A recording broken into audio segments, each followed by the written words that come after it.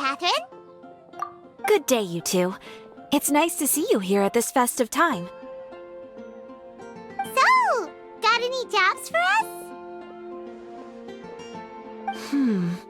I'm afraid I'd struggle to find you any commissions in the near future. With the arrival of the Windblume Festival, the only task most Mondstadters are busy with is preparing gifts for their loved ones, but it's customary to do this oneself without assistance. Think of this period as the off-season for the Mondstadt branch of the Adventurers Guild. Spring is here, love is in the air, and everyone wants to relax and enjoy themselves. Even the cats at the tavern next door have been getting lovey-dovey with one another recently. Ew, gross. You know that feeling you get when you burst out the doors after a nice nap, hoping to make it to the store before the limited edition drinks sell out, only to get there just in time to see the last 2 glasses snatched away right from under your nose by a couple of pesky lovebirds? That's what this feels like. Perhaps you two could simply take this chance to... Traveler! Paimon! Thank goodness I found you. There's something I need your help with. Woo! Sucrose? Go ahead, Sucrose. We don't have anything else to do right now anyway. Phew. Okay. Here's the situation. I've been appointed as the Windblume Festival's special ambassador by the Knights of Favonius this year. My task is to do good deeds for people during this festival of gratitude and love. Nice one! So how did they decide who to appoint anyway? They spun an empty bottle donated by Angel's Share inside a circle with all our names on it. Whoever's name the bottle stopped at got chosen. I think so too. But everyone said that it was to make it fair, so everyone had an equal chance to become the special ambassador. The thing is, I'm not great at dealing with people, so I was really daunted by it at first. But I'm still glad that I got this role. Luckily, I came up with a way to spur myself on, which has helped. Have a look. Is that a test tube? Yep, every time I do a good deed for someone, I get them to breathe into a test tube. That way, I can collect everyone's breaths of joy. Sounds fascinating. Are you gonna use them in your research? Yes. I believe these breaths of joy will serve as valuable raw materials for alchemical transmutation. With any luck, I'll be able to produce something truly miraculous. Darn, now Paimon's hungry. Wait, you're doing this on purpose, aren't you? Actually, I meant something even more exciting than that. I can't say for sure until I have more test results to confirm my hypothesis, though. Alchemists mustn't make claims they can't live up to. Anyway, I'm still missing one final breath of joy. Oh, is that all you need help with? That's easy. Just treat Paimon to a sweet madame. Then you'll get your last breath of joy. Hey, come on! Paimon's doing her best to help, okay? So, does it need to be more like official or ceremonious or something? No, joy isn't measured in those terms at all. Let me put it this way. Have you ever planted a fruit seed and cared for it while it grows? In the same way that those tender, sweet fruits are the product of your time and effort, the amount of joy derived from an experience is positively correlated to the degree of hardship overcome during it. For example, in my case, I would say that to experience a statistically significant amount of joy, I'd have to do something like spend 6 months developing a medicine formula to a point where it was finally consistently effective. Similarly, in order to collect a significant amount of joy from other people, I have to find ways to do something sufficiently challenging on their behalf. Oh, Paimon gets it now. Long story short, you want us to help you find people for you to help. Oh, that's pretty tough given that it's the Windblume Festival and all. Oh, I figured since you're such experienced travelers, you might have some ideas. But if even you don't know how to approach this... Yes, you're right. Well, if she's in, then Paimon will help too. With the talking, anyway. But, if things don't work out, can Paimon still get that sweet madame? Oh, come on, Traveler. This is a festival of gratitude and love, after all. How could you refuse? Excuse me, Sucrose? Could I borrow you for a second? Package for you. Oh, sure. Be right back.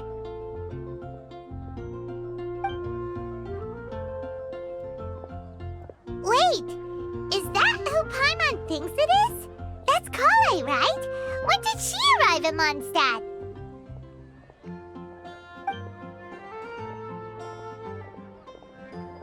Let's go say hi!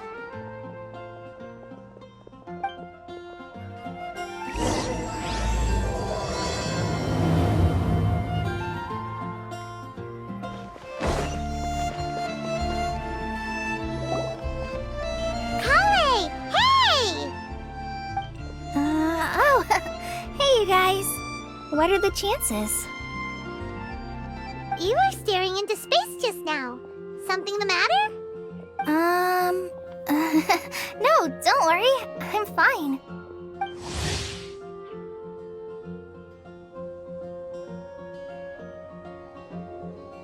I was just looking at a Mondstadt children's book in the souvenir shop over there. While I was flipping through it, a piece of paper fell out. The writing on it was really mysterious. Almost like a prophecy. If you can do these things, you may light the lantern of utmost joy and receive a supreme blessing. And what does these things refer to? Find a flower that is not of this world. Find a guide who will never get lost. Find one who would never lie. Find a legend that never ends. So, 4 things in total. Here, have a look. I asked a lady who owns the store about it, but she said that she didn't know anything about any paper slips.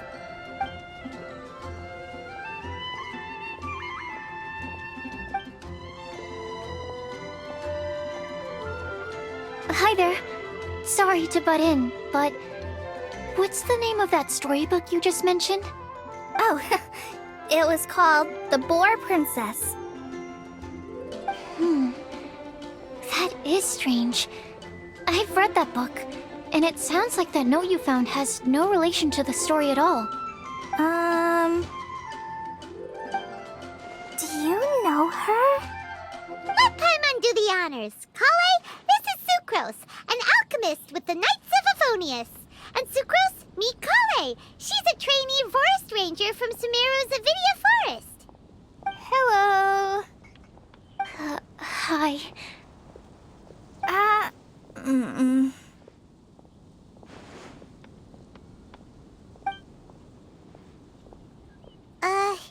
This is getting awkward fast. They're both so shy.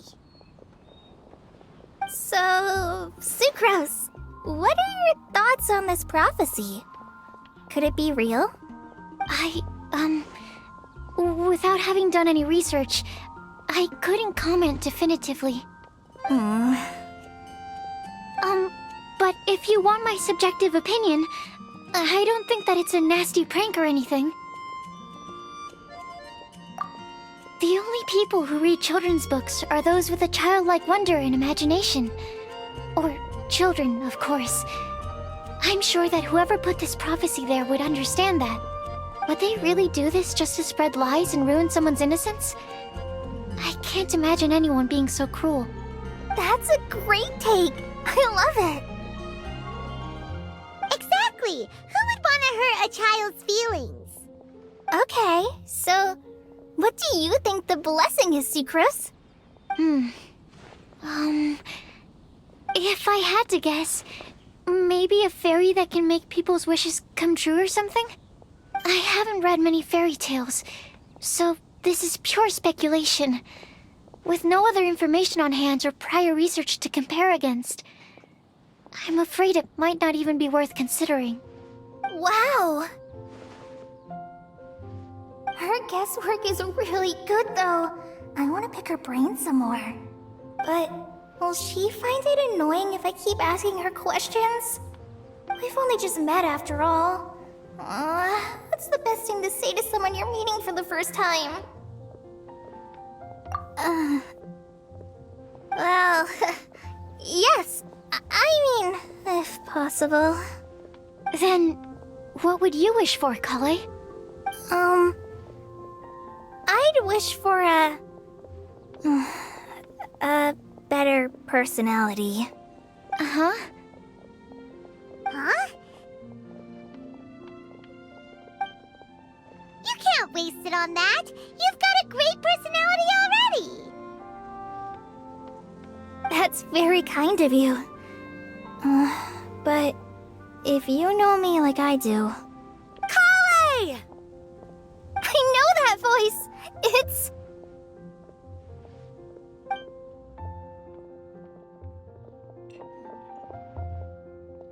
Kale! Whew.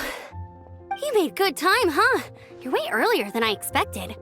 I spotted your green hair way off in the distance. Good thing my eyes are sharp, or I'd have missed you. Amber!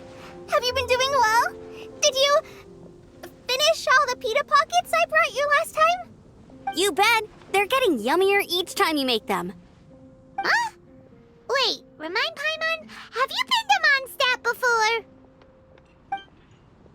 Mm-hmm.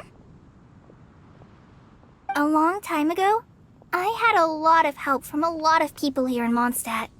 So ever since my Elazar got better, I've been looking out for an opportunity to come back to Mondstadt and tell them all the news that I've been cured. Thanks. If it's okay with everyone, why don't I take Kale for a walk around town? I'd like to show her some of the places she didn't get to see last time. Of course. Fine by me.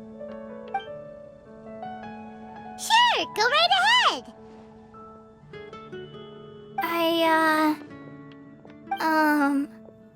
Sorry, Amber.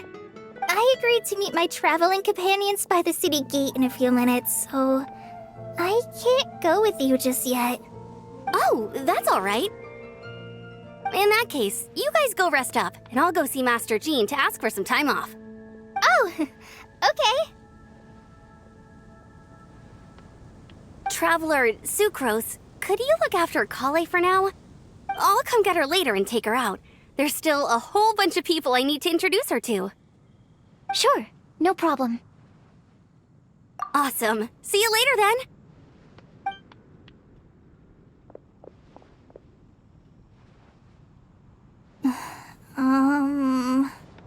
You all right there, Kale? You look kinda disappointed. I'm sorry. I'm just feeling a little shy today. Don't worry about me. Amber wants to introduce me to more of her friends. Am I gonna be able to cope? I've only met Sucrose so far, and I'm already struggling to make conversation. I wish I had a little more self-confidence. Then I'd find it much easier to make friends with people. It's nearly time! Let's go to the gate and see if they've arrived.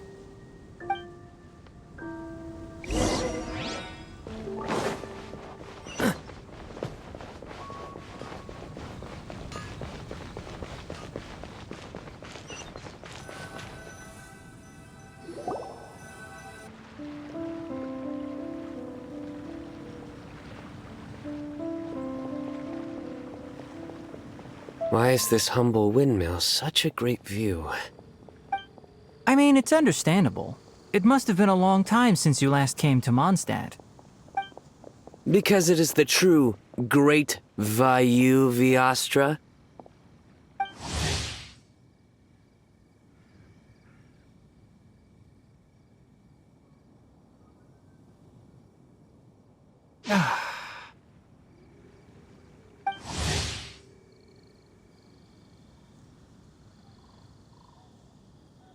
Oh, come on. Don't tell me you don't get it. View, Vayu, and also Mahamatra, Vayu Vyastra? No? Kainari! Sino! Over here! Whew, am I glad to see you.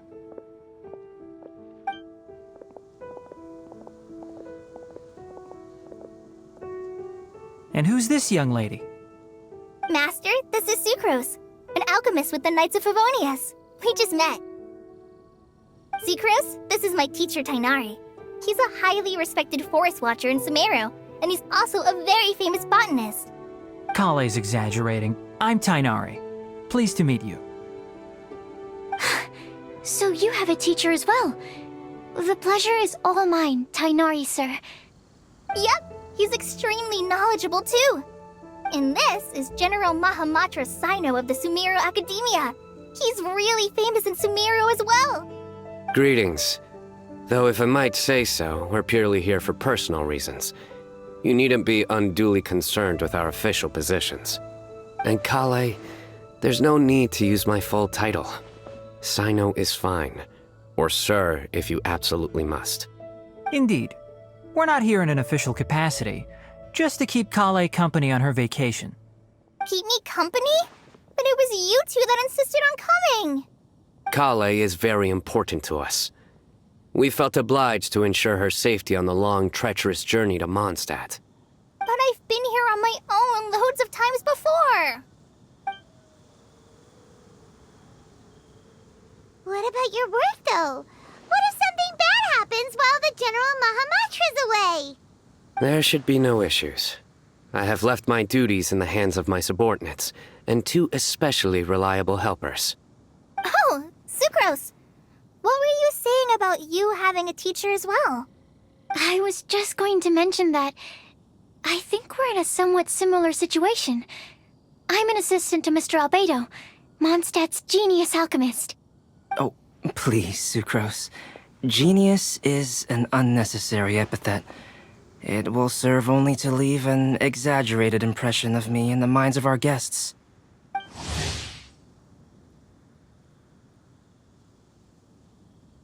Mr. Albedo, but it is an objective truth. Hey, Albedo's here too! Great! The more the merrier!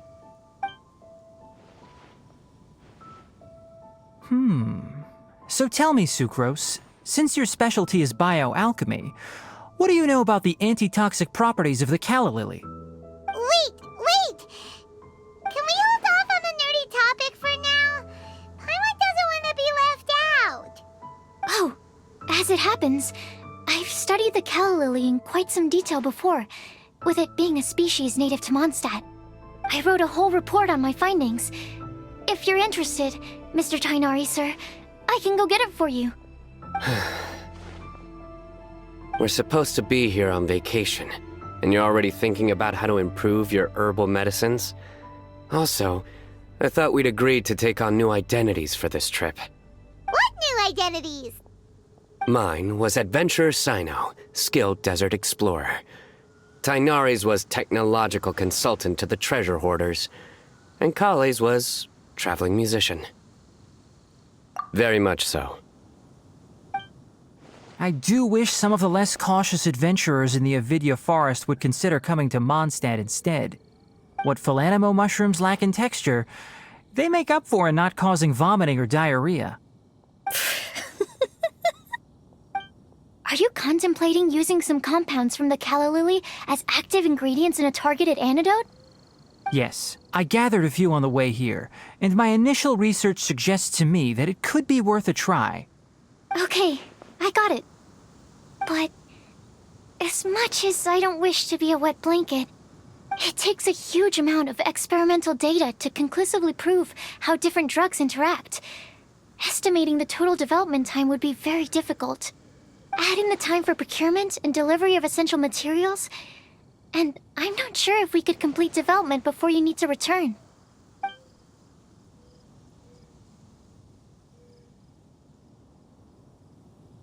Then please, allow me to help. Mr. Albedo! Apologies for my tardy entrance in the present discussion. I understand you're looking to make an antidote for poisonous fungi, correct? If you happen to have some samples with you, or relevant documentation on hand, perhaps you might give me the chance to review them later. But before that, I invite the three of you to look at this.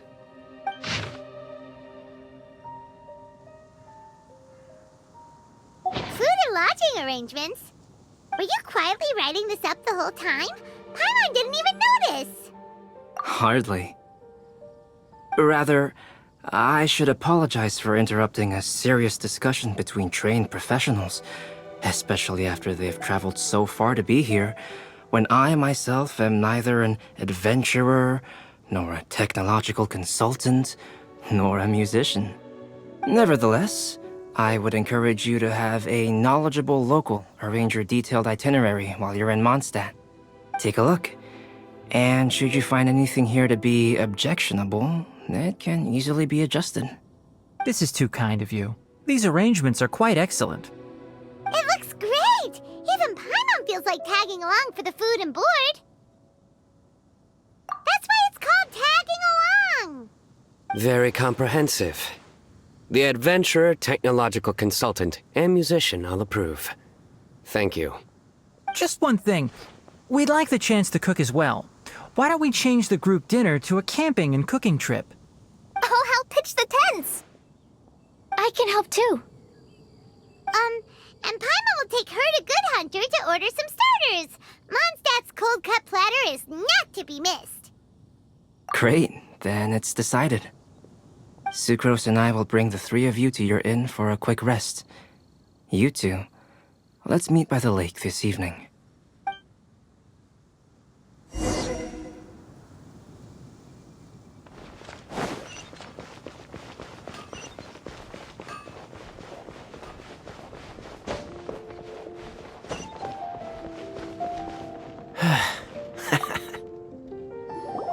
Hey, Sarah! Can we have a cold cut platter to go?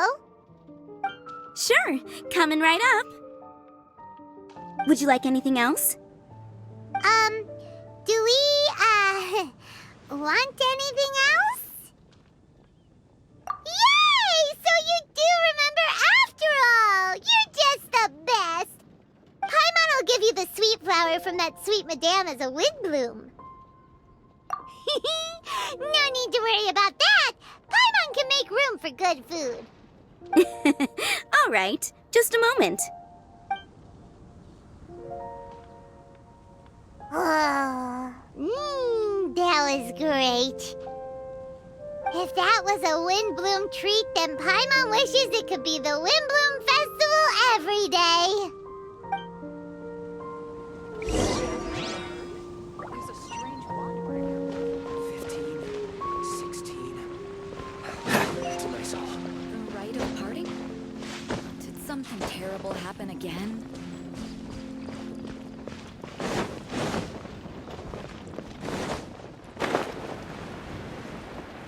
What's the hurry?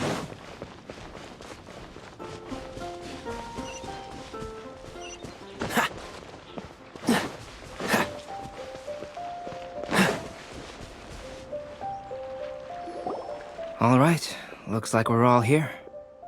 Not at all. We just came early to set everything up, since we happen to be free today. Kale put up the tent so quickly, but still managed to tie very sturdy knots. You can really tell that she's a professional. I didn't do much apart from passing materials around. Thanks. It's all thanks to Master and Sino. They taught me everything I know. What can I say? For a skilled adventurer, this is just another day on the job. Are you quite finished? Or were you going to sing each other's praises till the moon rises? Come on, let's all sit down.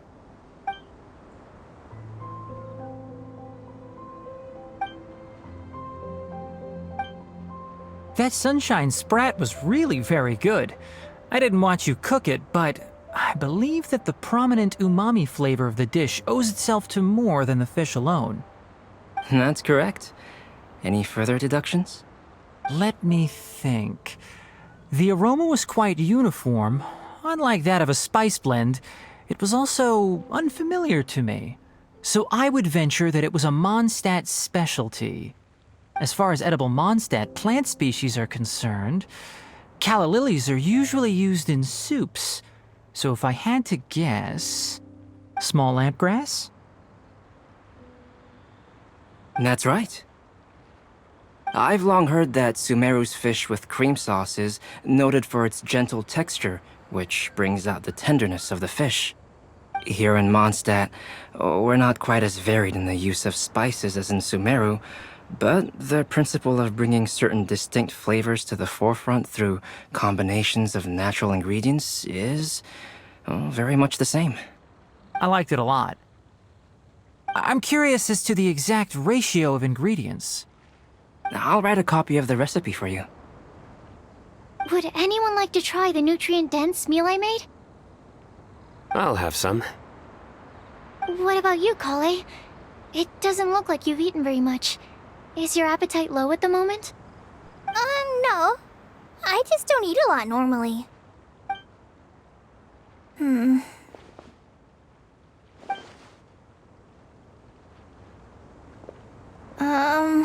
Sorry. I didn't mean to make things awkward. Tainari. While we were on the road, we spotted something white, walking on two legs. Was that Paimon? Which day was this? Just after passing through Stonegate. Sino, are you sure your eyes were working that day? Or maybe your hood was blocking your vision? Paimon always flies. There's no way she'd ever walk. Is that right? I thought that you'd made me snacked on too many local ground nuts.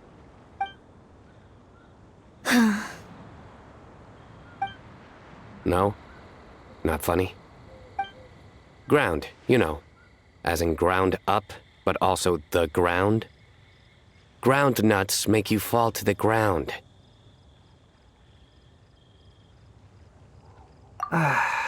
Think of this as part of the process of getting to know Sino. On the bright side, these jokes show that he thinks of you as his friends. Still, we could test the hypothesis. What hypothesis? That plant species indigenous to Mondstadt may have an effect on the motor functions of flying lifeforms. Hey! Paimon's not your test subject! Anyway, by your logic, wouldn't that mean that eating, say, Zaitun peaches, that would make a sick Paimon peachy in no time or something? Hey! Not you two! I think the Traveler and Paimon's conversations are more entertaining than Sino's jokes. I see. You must have been keeping quiet about this grievance for quite some time now. You seem much cheerier now that you're here in Mondstadt, Sino. Actually, it feels like you're a completely different person. That's because I'm Sino the Adventurer. It's not? In fairness, you only saw him in his work mode while you were in Sumeru. He's actually like this most of the time when he's in a good mood. Yep, it's true. Sometimes when he's eating, he'll grumble about how the bowl is too shallow for the amount of food it contains and other random stuff like that. I understand. Then allow me to reintroduce myself. Before, you knew me as General Mahamatra Sino. Now, please see me as Sino the Adventurer. Yeah, so that's another thing he does. He'll keep repeating something he thinks is funny until you stop trying to resist. So you have two different mental states? Almost like different phases of matter. Interesting. I want to learn to do that too. I think in your case, the two states we would end up with would be highly conscientious sucrose and stupefied sucrose. Oh, by the way, was there any reason in particular that you chose Mondstadt as your destination on this occasion? Oh, well, Lisa once told me that the Windblume Festival is one of Mondstadt's biggest events of the year. I wanted to take this opportunity to give everyone a Windblume as a token of my heartfelt gratitude for everything they've done to look after me. Plus, it was a good chance for Kale to get out and meet some new people. Kale Lily. What? Kale's Windblume. Maybe she should call it a Kale Lily. It sounds very Mondstadt. There's also Kale Flower, which would technically make more sense. But somehow, it doesn't sound as nice.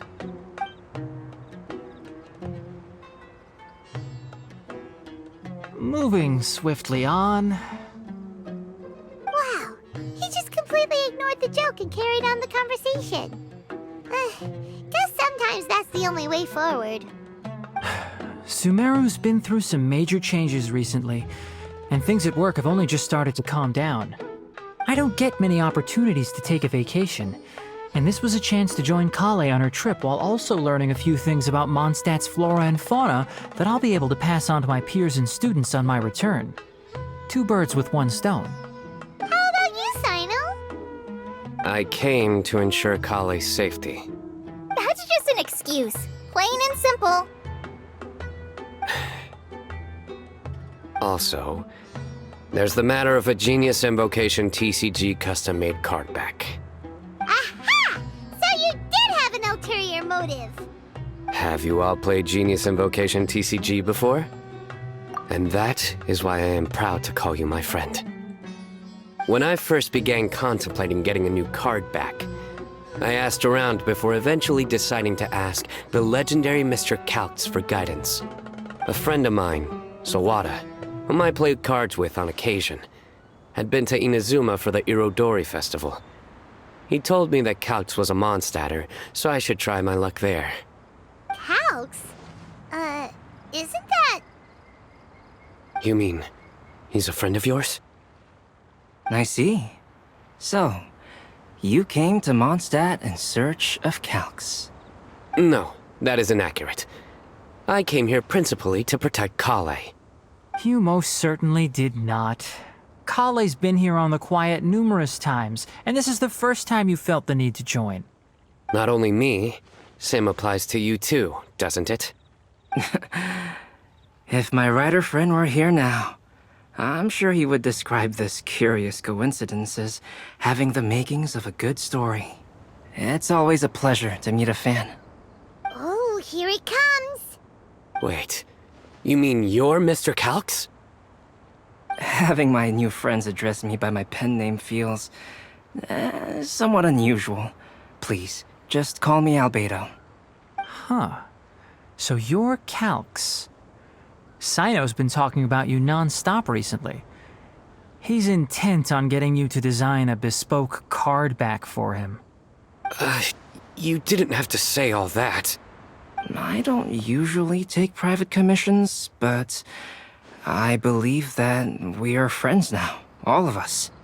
Our conversations have been deep and interesting, and Sino, your passion for this game is indeed one of a kind. I can see it in your eyes. Obviously. And given that you've come all this way from Sumeru to see me, I'd be quite honored to take this commission. Wow, your teacher's so nice. I feel the same about yours.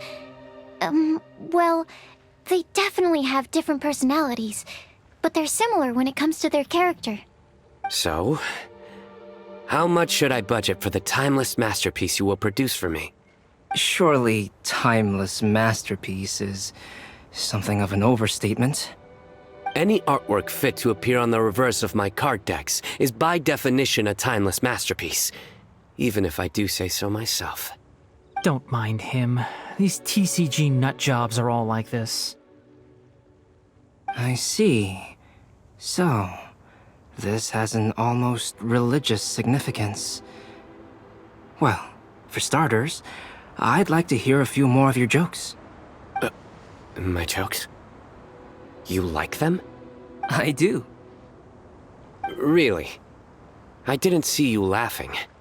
Yeah, well, the joke's ability to induce laughter is a separate matter, but I certainly find them fun. If I might interrupt, does anyone else smell something strange? My nutritional meal! Will it be okay? Should we go over and take a look too?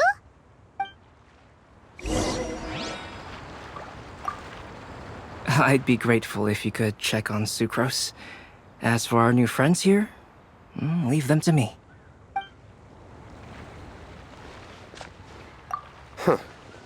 So, a good joke is not necessarily required to make people laugh at them. Well, Albedo and Sucrose were delightful, but this was still an exhausting meal.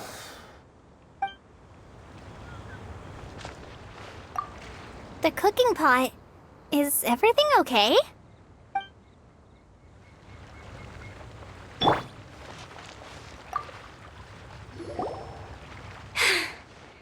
Only the base is burned. We can still use the cooking pot. It just needs a bit of a wash. Good thing Tainari's nose is so sharp. Has he been in this kind of situation a lot before? I know, it's just... I'm sorry to disappoint Sino. I guess we'll have to do this again another day. Oh, yes. I'm not sure if you've noticed. Kali seems a little... depressed. I noticed she was in a low mood when everyone was talking. Remember that note she received? I was just thinking.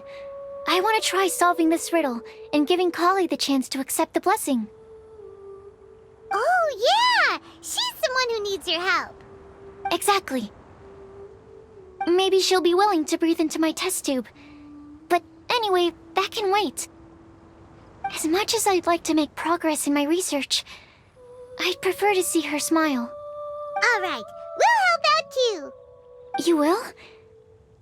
Then tell me, honestly, do you think that this prophecy is for real too? Huh? Right. All right. Let's meet at the alchemy crafting bench in the city. I've got some thinking to do in the meantime. We're back. Oh, what a shame. You just missed a joke about windmills. Stop, please. I don't need to hear it a fifth time. That bad, huh? Well, now Paimon really wants to hear it for some reason. Didn't you say you want to see the Dragon of the East at some point?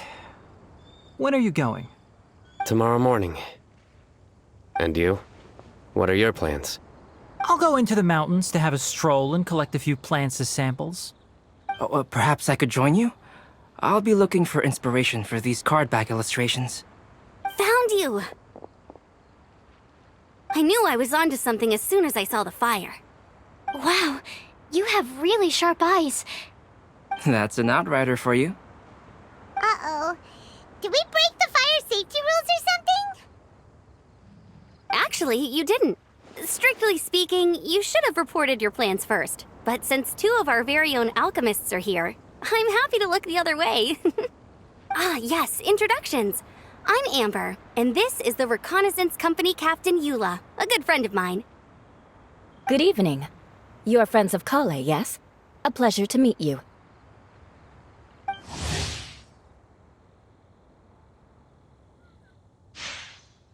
Oh, Amber and Eula. The pleasure is ours. I've heard a lot about both of you from Kale. Oh, really? All positive, I hope. You asked that last time too. Of course it was positive.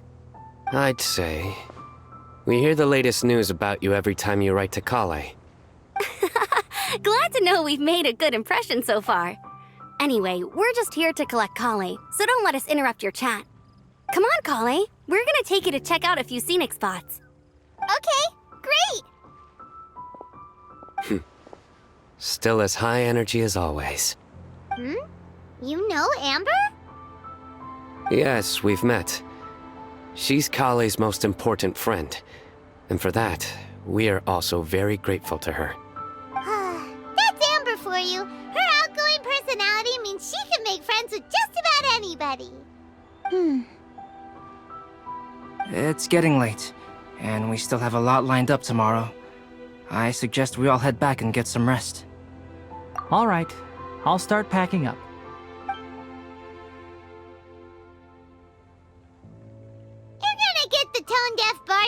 about that note, aren't you? Guess Paimon knows you pretty well, huh? Knowing him, he should be hitting the taverns around this time. We can go corner him and make him answer our questions. Let's move!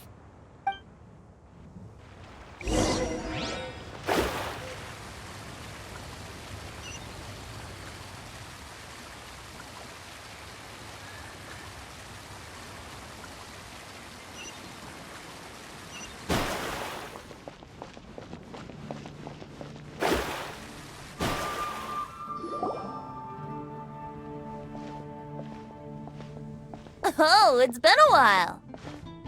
Paimon called it, tone-deaf bard, drinking as usual.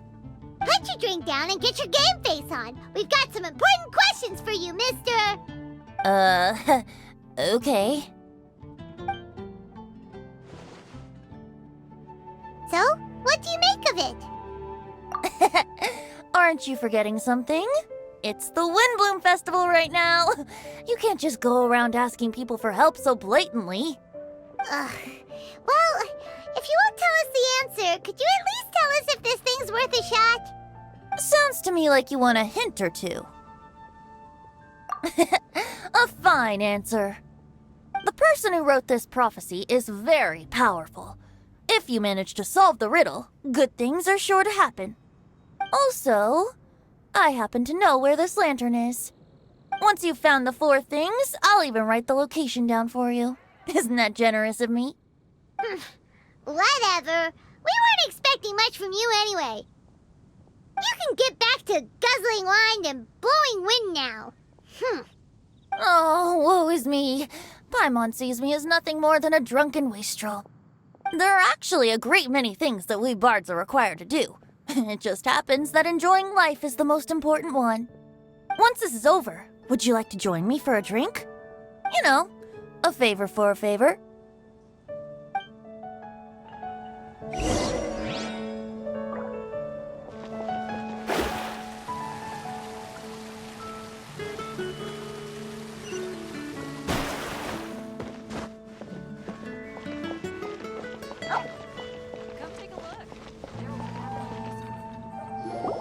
A flower that is not of this world. Not of this world. Sucrose! We've got some good news and some bad news. Which would you like to hear first? Let's have the bad news first, I guess. Huh? Really? Don't most people usually want to hear the good stuff first? Oh, all right then. Basically, we went to Windrise to divine the breeze. The wind said that the prophecy is real and that your idea is a really good one. That doesn't sound like bad news. So what's the real bad news then? Paimon ate the bad news!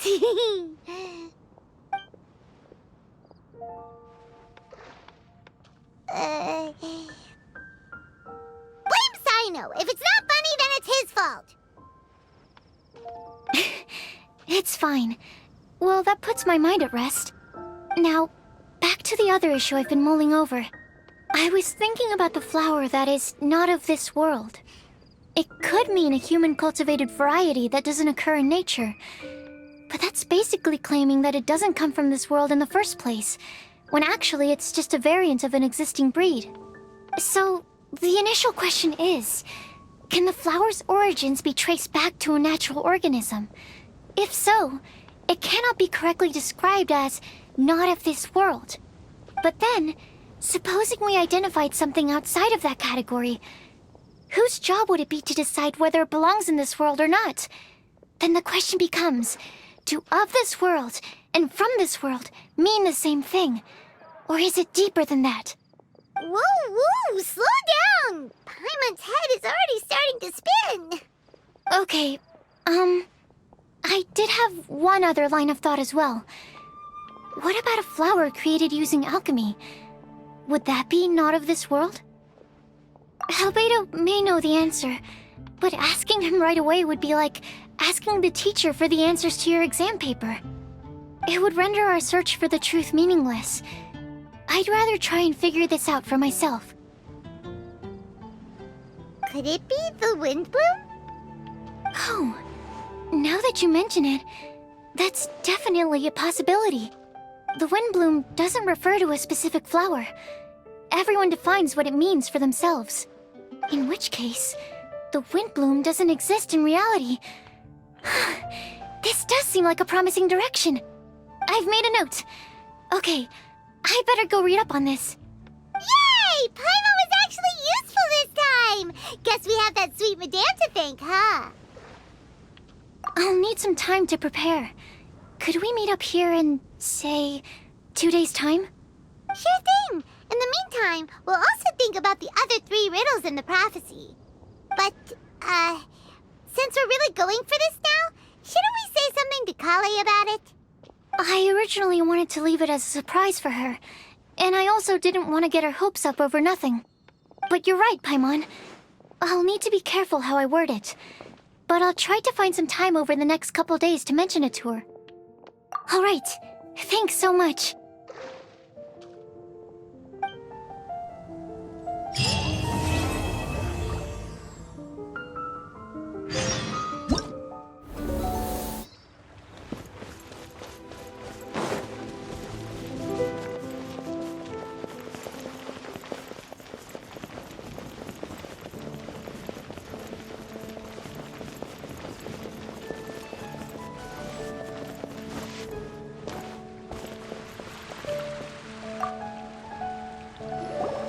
Sucrose, we're here! Oh, Traveler, Paimon. I only just arrived myself, so I'm still getting ready. Ah, and Kale just passed by a moment ago. She said she had some things to sort out at the inn where she's staying, but she'll meet up with us when she's done. Apparently, Tainari and Sino both went out, but she stayed behind because she wanted to help us. Not too bad. After reviewing it again with fresh eyes, I came up with a new theory which seems to hold some water. I'll attempt to explain it as simply as I can. I believe that each of the 4 things in the prophecy refers to a different field of knowledge. So, in a way, the prophecy is a test of the reader's intelligence. But it's unlikely for any one person to have expertise in all these different areas. So I suggest that we seek out one expert from each and get their opinion. Also, in 2 out of the 4 areas, the prophecy seems to want us to find specific people. It may even turn out that the people themselves are the answers. So it sounds like we should put our heads together and list out the people who can help us. Exactly. I think we can go through each riddle in turn and generate 4 groups of names to match the 4 questions. Alright, then let's start from group 1. The first riddle was, a flower that is not of this world. Personally, I would still go with Albedo for this one. Alchemy is the most likely to have to do with otherworldly things, and he is by far the leading expert in this regard.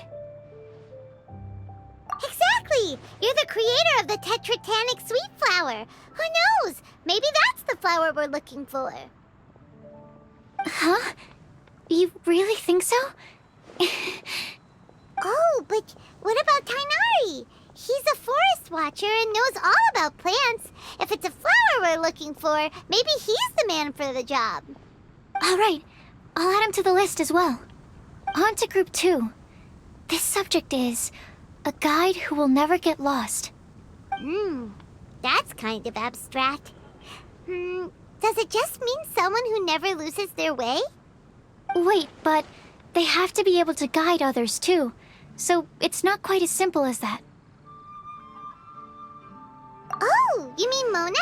Yeah, she definitely count. Mona. Yes, she certainly seems very confident, and she can use her astrology to guide people. Would Bennett count? Well, his luck's so bad that as long as you go in the opposite direction from him, you'll always be going the right way, right? I see. I suppose I can't argue with that logic. Add him to the list. Finding everyone won't take long, so one extra person won't hurt. I know. Would Outrider Amber be a valid candidate for this category as well? Yeah, she would! She's got a great sense of direction after all. As a matter of fact, When the Traveler and Paimon first came to Mondstadt, she was actually the one who gave us directions. Yes, she's certainly a good guide. Is there anyone else? Let me think. Yes, I believe there may be one more. Albedo once made a set of equipment for Mika from the reconnaissance company. He's their surveyor, and an exceptional pathfinder. He's even instructed others in the discipline of surveying before. So, in my view, he's highly unlikely to lose his way, and would be very good at helping others find theirs. Cool! Another one for our list! Wait, Kale should have been here by now. Wonder what's taking her so long. Sorry, could we continue our chat somewhere else? Oh, you wanna go see how she's doing, right? Sure, let's all go.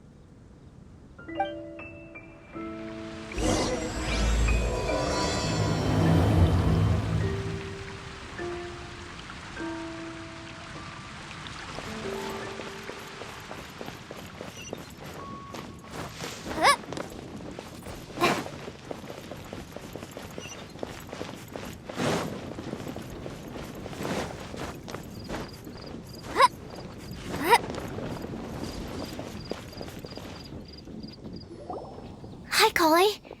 Hope we're not intruding or anything. Is everything okay? Sucrose! I was preparing some stuff. Is it time already?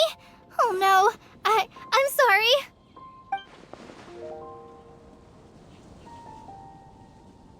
Don't worry. The Traveler and I only just met up. We were just worried that you might get lost along the way, so we thought that we'd come get you. Thank you. I'm ready to join you now. How's that thing going? So let's pick up where we left off. Next up is the third line. One who would never lie. Anyone spring to mind?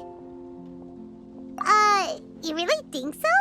Seems like it would be pretty difficult for someone in his position to avoid having to lie.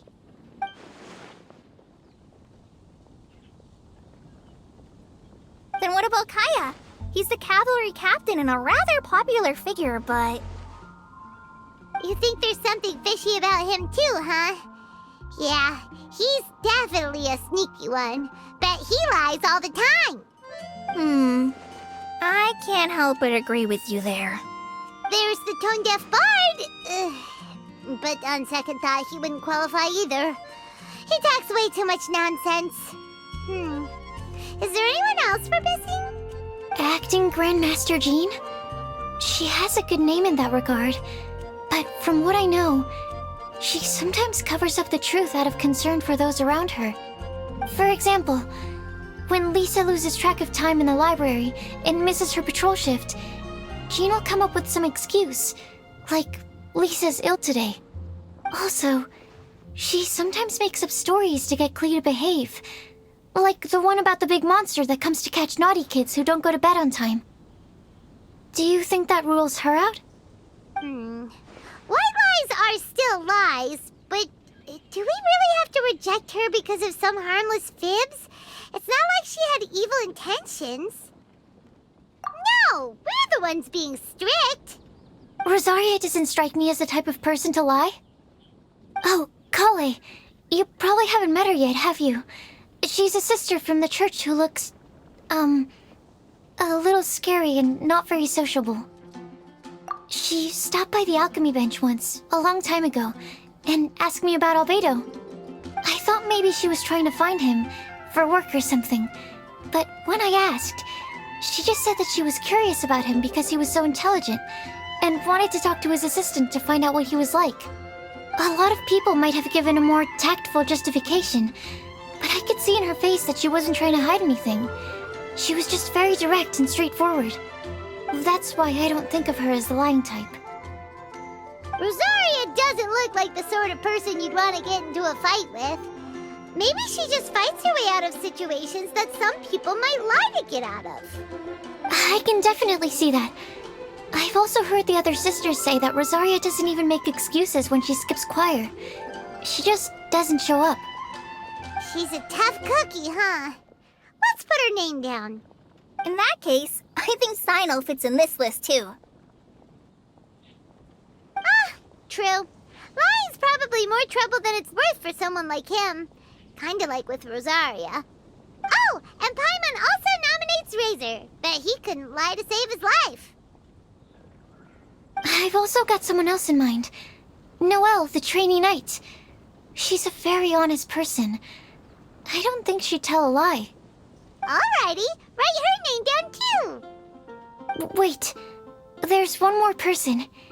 You know, our long-standing staffer at the alchemy bench. Huh? You mean Timaeus? Yes, him. Truth be told, he's been love-struck recently. He swore that he wouldn't say a dishonest word or slack off until he succeeds in getting the woman he loves. Timaeus has a crush? Yes, that's right. Well, who is it? Do you know her? I've never met her. All I know is that she's from Liyue. Timaeus says that she's fun, has a great personality, and is very, very good looking. Since we're on the topic, helping Timaeus win the lady of his dreams was also one of my goals for this Windblume festival. But how can we help with that? I don't know. Make sure he uses nice paper and a fancy envelope when he sends letters to her. Help him pick a nice gift and wrap it properly. That sort of thing. Yeah! I had the same situation once in the Avidia Forest. I helped another forest ranger out by delivering a love letter to the coworker she likes.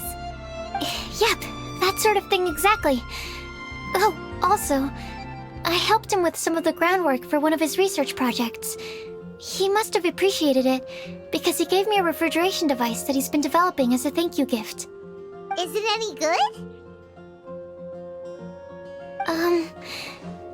I mean, it looks nice. Sounds like a no. Alright, guess we'll put Loverboy down on the list then. Okay, so last of all, we have a legend that never ends. Anyone come to mind for this particular line? Lisa, perhaps? A librarian understands books best, and aren't most legends written down somewhere? When I think about legends, fairy tales and picture books come to mind. Maybe Kale. She read a lot of fairy tales when Tainari was teaching her to read. Oh, do I count? Of course you do. I'll put you on the list.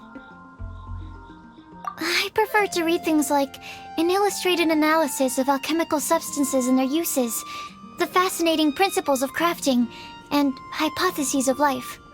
Point taken. Paimon didn't quite understand any of those. Klee might be a good choice. Her mother, Alice, is a renowned traveling author, so I'll bet she's been exposed to all sorts of myths and legends. Alright then, Klee makes the short list. Well, that should just about do it.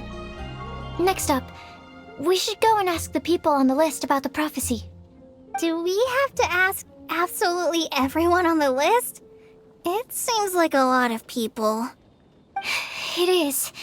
So, I was thinking that perhaps we should split up. That might make our search more effective.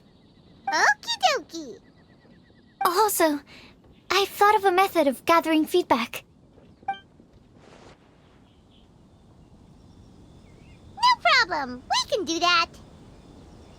You and the Traveler are practically joined at the hip, so you two can go together. I'll pair up with Kale. Capable Kale and sensible Sucrose. Sounds like a winning combination. Okay, I promise I'll help. Capable Kale. Yeah, I got this. Rest assured that the unbeatable Traveler and Paimon will do our part too. Off we go!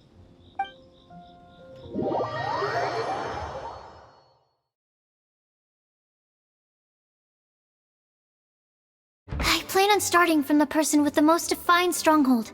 So let's go to the library. Lisa should be there. Stronghold. That's an, Interesting word to use. Maybe den? No, that's even worse. How about layer? Absorption test. Stand clear.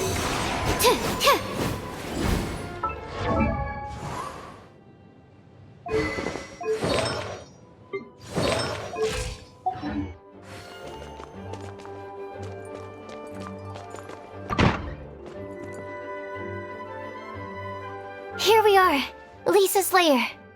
Oh no. That was a bad word choice.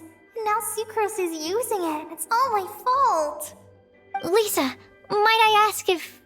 Huh?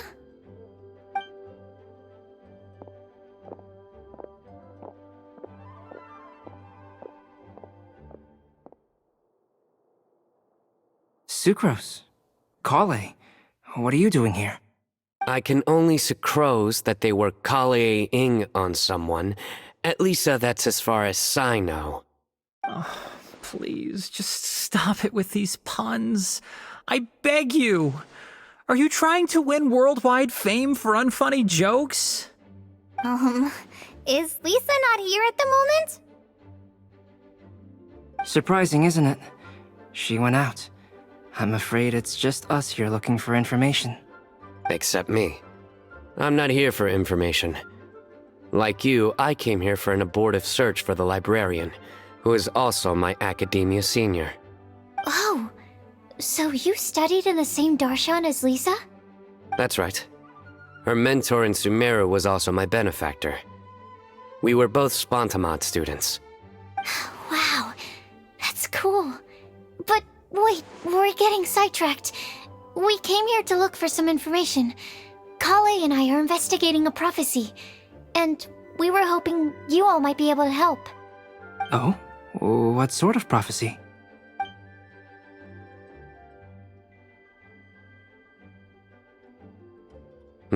I see. You want to ask them about the flower that is not of this world, and me about the one who would never lie. But there's no rush. You don't need to answer right away. We're just here to tell you about the situation.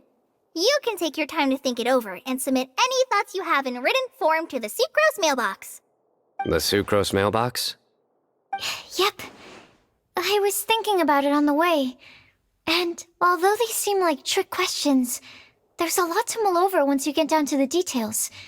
A quick answer off the top of your head might not go into enough depth. So, I decided to place a mailbox next to the alchemy crafting table. Everyone can submit their written answers there when they're ready. We don't have to call it the Sucrose mailbox, though. It could just as well be called the Sucrose and Kale mailbox. Or even the Sucrose, Kale, Traveler, and Paimon mailbox. I think in this case, we can just go with your quick answer off the top of your head. Sounds like a good solution. Certainly more reliable than verbal discussion alone. Agreed. Certainly when it comes to discerning whether someone is a liar or not, you cannot simply take them at their word. Understood. Once we've had a look into it, we'll place our replies into your mailbox. Thank you all so much. Okay, let's tick them off the list and carry on working our way down. Already done.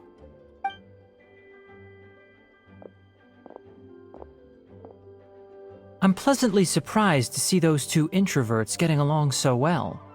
Do you get the feeling that Kale's return to Mondstadt has emboldened her more contrarian side? Yes, I'd noticed that too.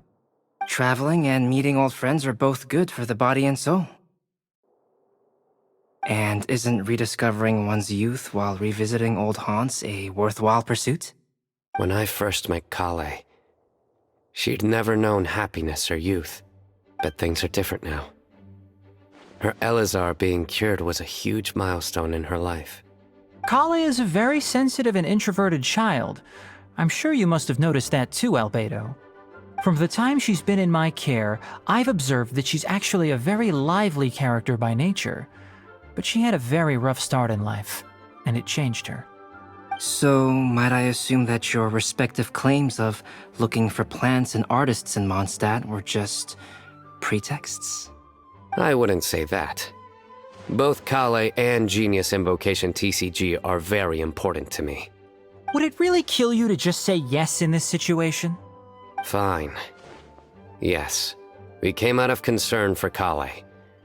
She's been back to Mondstadt of her own accord several times, but it has led to no significant improvement in her mood. Well, it won't hurt to give her some more time. I believe that Sucrose might be able to help her. Sounds like an extension of your own self-confidence as her teacher. You could say that. In a similar vein, I've heard that Sumeru scholars often build their social relationships based on their academic ones. Is that true? I suppose it might look like that from your perspective. Sumeru society is something of a special case. The reason it is known as the City of Learning is because all of its resources are in some way linked to academia. As such, academic resources equate to social capital. It is not unheard of, for example, for people to build a family in order to pursue further studies. But the relationship between the three of us is not an academic one turned social. We've never even worked on a paper together for starters.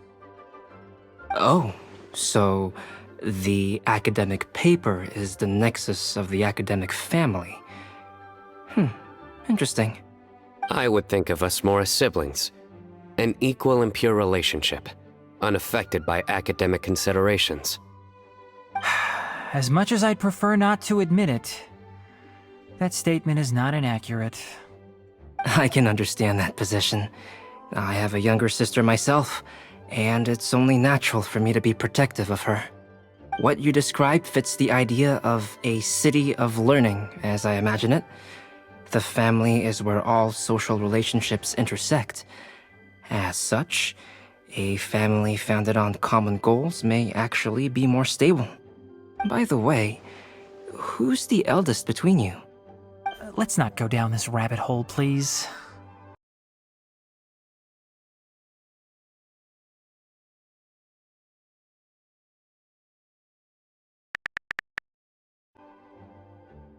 In terms of age, I'm the eldest, of course. He just doesn't want to admit it. But your mental age is younger than that. I dare say even by enough to be the youngest sibling. Perhaps I could bring Kale into this happy family to be your elder sister. No. You will never see me admit to being the youngest sibling. Except perhaps as a last-ditch effort to turn the tables in a game of cards.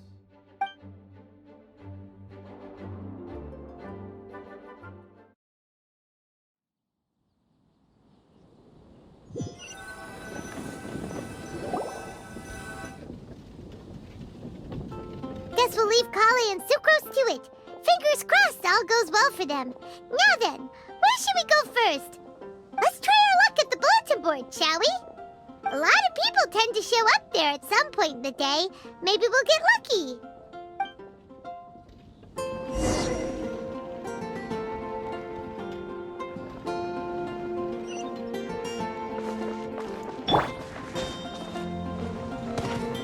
Squall Fury!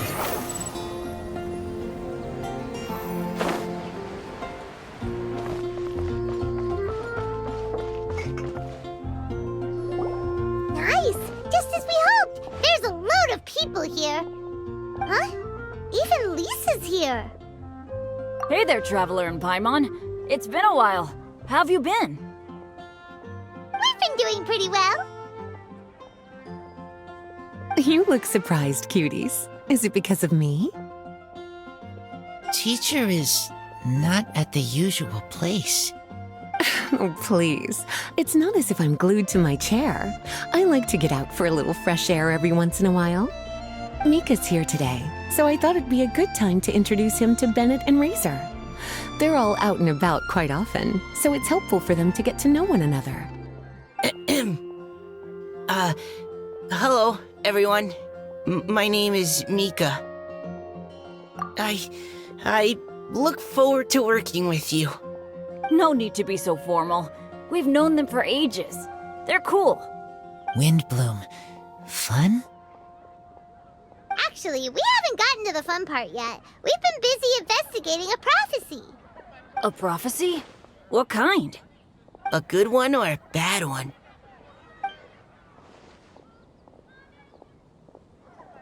Gosh, that all sounds quite fascinating. I can't believe I made it onto your list of names. You really think I'll be able to help? Believe in yourself. Right. Believe in yourself. You're a first-rate adventurer, Bennett. Okay, then in that case, I'll step up and present my thoughts on the matter.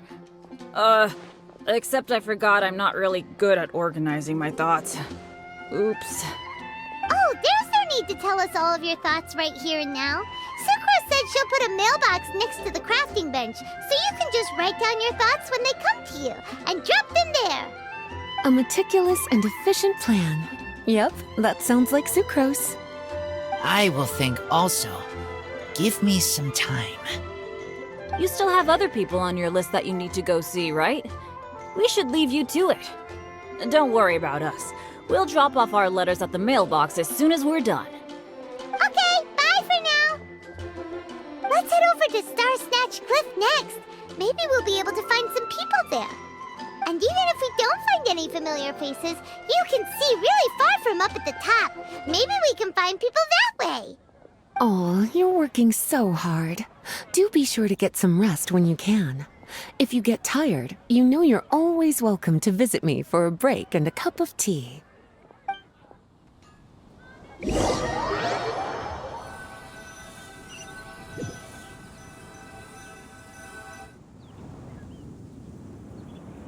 Where to next?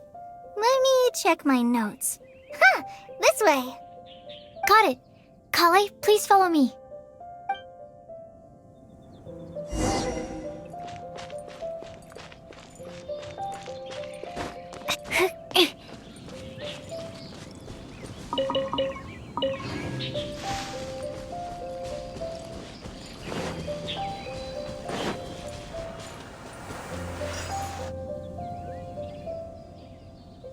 Oh, it's our lucky day.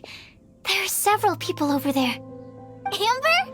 Wow, and Eula's with her too.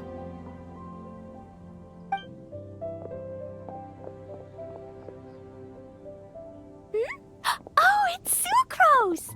And Klee also spies the girl with the long scarf. Kale, we were just talking about you. Ah, right. I don't think you've been introduced to Noelle before. Kale, this is Noelle, maid of the Knights of Favonius. Nice to meet you, Kale. I missed you the last few times you were in Mondstadt, so I'm glad to finally meet you in person. Oh, nice to meet you too, Noelle. My name is Kale. But you already knew that. Relax, you two. There's no need to be so courteous. We're not on some kind of diplomatic mission here. Klee, what are you doing here? Are you planning to blast some fish? Nope. Klee's on patrol with the other knights. Huh.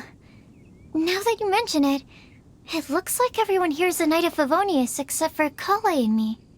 I'd heard that there was a very young knight in the ranks, but it's still a surprise to see with my own eyes. Kale, what do you do?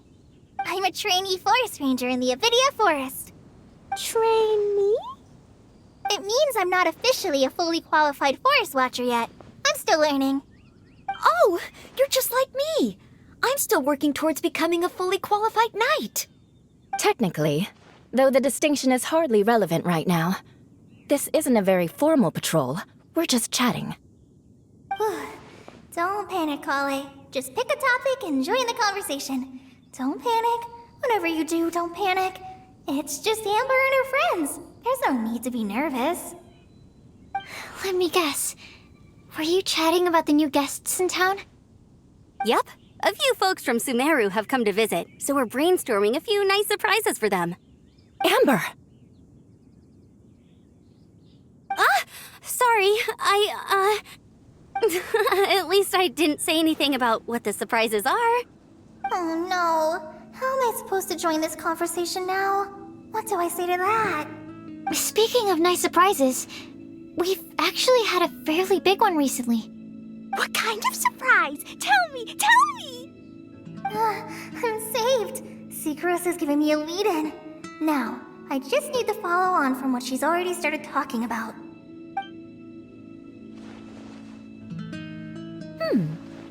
interesting prophecy. I have no idea what the answers could be, though. So essentially, you're gathering information to help you solve the riddles, correct? I'll do my best to help. Thank you so much, Eula. Anytime. There's no need to answer right away. We'll put a mailbox next to the crafting bench for people to drop us a note once they've thought of something.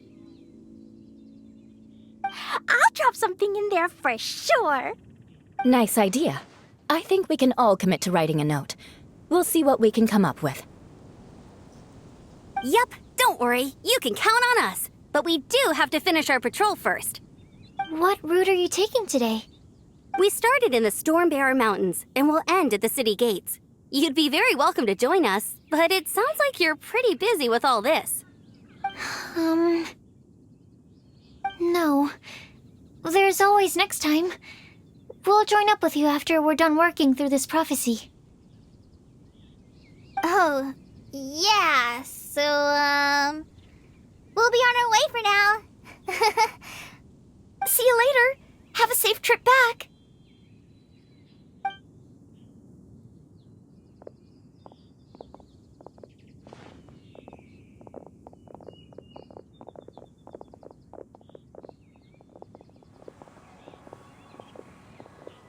Are you okay, Kale? Was it that obvious? No, not at all. It just looked like you had something on your mind. So that means it was obvious. Whatever's bothering you, you can talk to me about it if you want. I'm happy to help. Thanks, Sucrose. Well, the truth is, I don't really know how to act around Amber and the others. Really? I thought you two were good friends. We are. Amber's a really important friend to me. I don't know. I guess if I'm being completely honest, the problem's probably with me. The first time I came to Mondstadt, I was really immature. I didn't want to let people in, and I was generally pretty awful to everyone. Amber was the one person who didn't give up on me, and if it wasn't for her persistence, I wouldn't have found a friend at all. Without Amber, I might not even be here today. And because of that, I really look up to her. I think of her as my role model, and hoped that maybe one day, I could learn to be like her. But after trying and failing for several years, I think I finally realized. I'm no Amber, and I never will be. Looking back, it seems silly that I ever thought like that. We're nothing alike at all. My personality's so... weird. I always get so anxious and I overthink everything. Aw, Kale, don't say that. Sucrose? Would it be okay if I told you a bit about my past?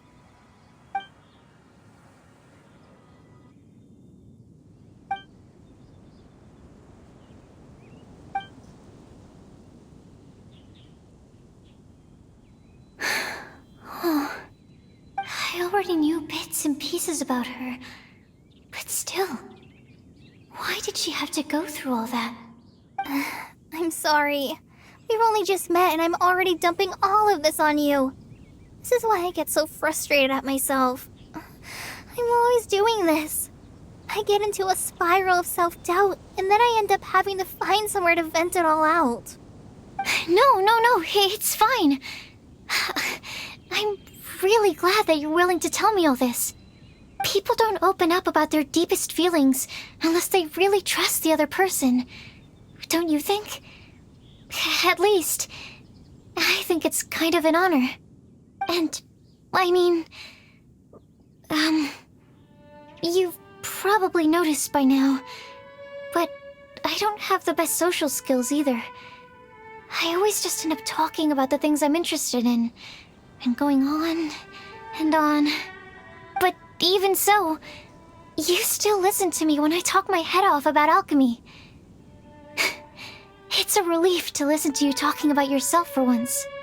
If you hadn't told me all of those things, I never would have guessed that you struggle so much. Honestly, I feel like we're very similar people. Really? Yeah. Everyone has their own problems to deal with. I certainly do. All the feelings that you talked about just now, I totally get it. It takes so much more effort for us introverts to fit into a crowd. When you were saying about how you try to think about what to say in advance, and you're constantly terrified of saying the wrong thing and making things awkward, I relate to that so much. Oh, and also that part about studying under a genius. In fact, before meeting you, I'd never met anyone who seemed so similar to myself. Oh. I'm not very good at giving words of comfort or anything, and I'm not gonna tell you to just get over it or stop worrying about it. How about we just sit here for a little while? We don't have to force a conversation if we can't think of anything.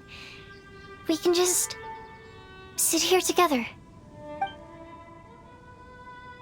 Sucrose has stopped talking, but for some reason, this doesn't feel awkward at all. Maybe she's right, and we're more similar than I realized. In Sumeru, I always like to find a quiet place to just sit and watch the scenery, but it's always by myself. I never thought there'd be a day when I could do this with someone else by my side. Mondstadt's breeze is so gentle and soft. Hey, Kale. See that cloud over there? Doesn't it look like one of my test tubes? I don't think so. Sorry. Then maybe we're not quite on the same wavelength on everything. At least, not when it comes to looking at clouds in the sky. Thank you, Sucrose. I feel much better after talking to you. Yeah, it helps a lot, doesn't it? I also vent to my flasks sometimes. The next time I get the chance, I have to show you my Tetratanic Sweet Flower and my Tetratanic Windblume. Your Tetra... what? 2 of my favorite things I've made. They're really cool. I think you might like them. Oh, okay. Yeah, you'll definitely have to show them to me sometime. I brought some crackers with me. You want one? There's cheese flavor or tomato flavor. Sure. I'll try the cheese one. Aw, look! They're enjoying the scenery together. Shall we go play with them? No, it's fine. Let them sit for a while. We're not what Kale needs right now. She needs a new friend. Someone different who's never met her before. I don't get it. Is there a difference? There is. You'll understand once you're a little older, Klee. People can draw different kinds of strength from different kinds of friends. And right now, Kale needs someone that's just not the same old me.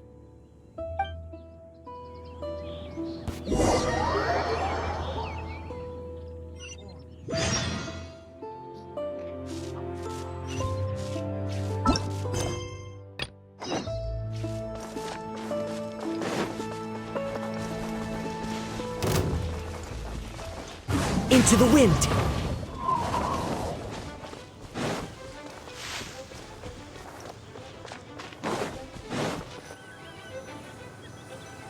Star Snatch Cliff! We made it! Paimon hopes we find someone we need here. Help!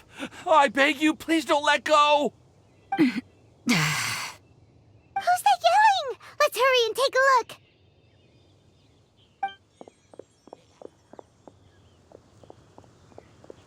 Timaeus?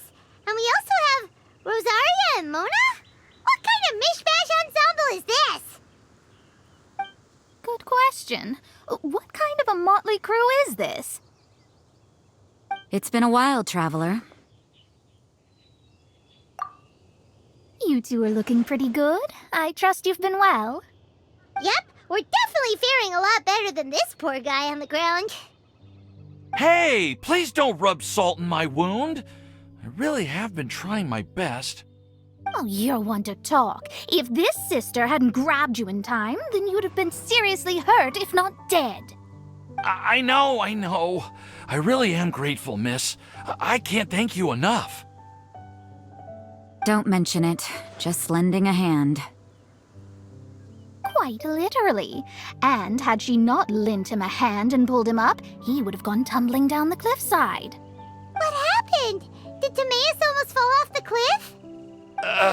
Well, so what actually happened was I came to Star Snatch Cliff today to pick some flowers and ran into Mona on the way. She took a look at her scry glass and advised me to turn back because it would be dangerous. But you still came up here anyway? Yes, I did, because there's something I just had to do. Oh, I hardly think giving flowers to your crush is worth throwing one's life away for. It's rare to run into someone with a death wish in this area. I don't have a death wish. I just didn't think it would really come true. I mean, when Mona said it would be dangerous, I thought I'd be fine as long as I watched my step cautiously. I'm sorry, okay? I was wrong. I'm telling you, I'm just here chasing the love of my life. Love-struck Mondstadters is what the Windblume Festival's all about. Okay, that explains you. But why is Rosaria here? I was looking for a quiet place to escape the crowds. I wasn't planning on having to save a life along the way. So that's why the scry glass just showed danger instead of fatal danger. Very funny. Anyway, Traveler and Paimon, what brings the two of you to Star Snatch Cliff? Just trying our luck. We've got a lot of people we need to see today, so we've been all over the place. Actually, you're some of the people we were looking for. Huh?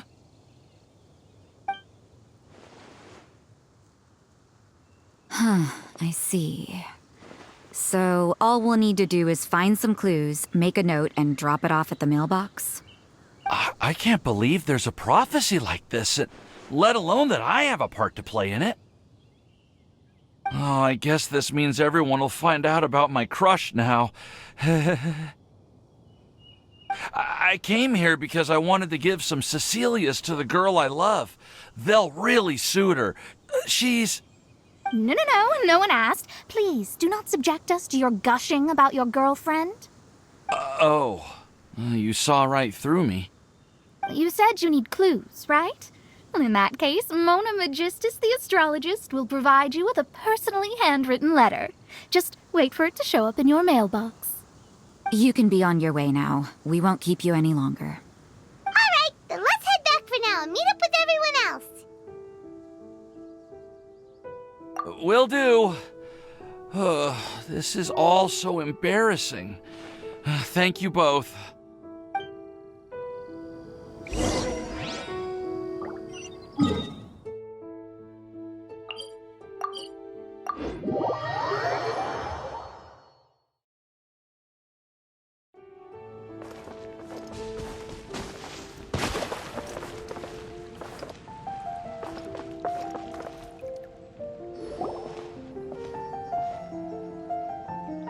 We're back! Oh, but it looks like you two beat us. Welcome back. Did everything go well? Yep, we managed to find and talk to everybody. We got back a little early, so we took some time just now to put the mailbox together. We got really lucky today. The vendors were feeling super generous, so we didn't even need to pay for the materials. It's just a shame that Kale got a splinter. Don't worry about me. I'm used to working in the rainforest. I get splinters all the time. I've already taken care of it. We've already wrapped up everything on our to-do list for today. So, all we need to do now is wait for everyone's letters to arrive. Traveler, Paimon, why don't you get some rest while I keep an eye on the mailbox? You're definitely your master's student, Sucrose. As long as you or Albedo are around, Paimon can relax and know that everything's taken care of. Stop.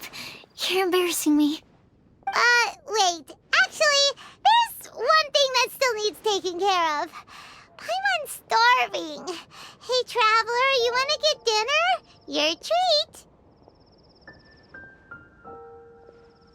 I'll go with Sucrose to return the leftover materials to the vendors. You two, go get a proper meal.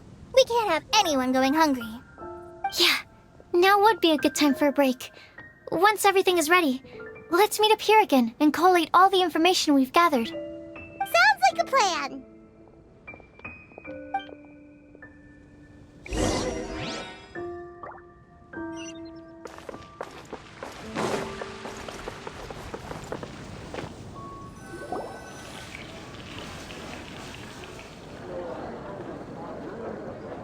Paimon will have this one, and this one, ooh, and this one. Hey, Paimon's really hungry! And don't forget, Paimon's also ordering for you, too. It's not like Paimon's gonna eat everything by herself.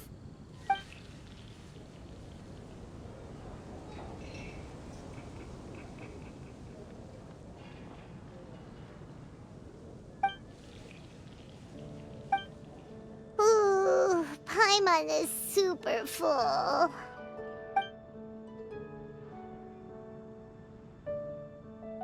Is everything packed up and ready? What do you think about meeting up at 5 to go to my house? Yes, everything's ready. I've packed some great wine and smoked ham. Oh, your parents will love it. Ham? Look, we've known each other for quite some time now. Don't you think it's been long enough for you to remember that we only eat bacon in my house?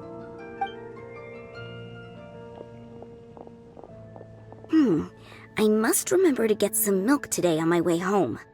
Please, feel free to pay a visit to Cat's Tail anytime. Enjoying the scenery? Oh, Tone Deaf Bard! Are you here for some food as well? Oh, I can put something on your tab? Well, that's a pity. I already had a few drinks before coming here. I shall take you up on your kind offer another day. There should be no shortage of opportunities in the future. Anywho, you should be getting ready to thank me. I come bearing good news. What kind of good news? Behold!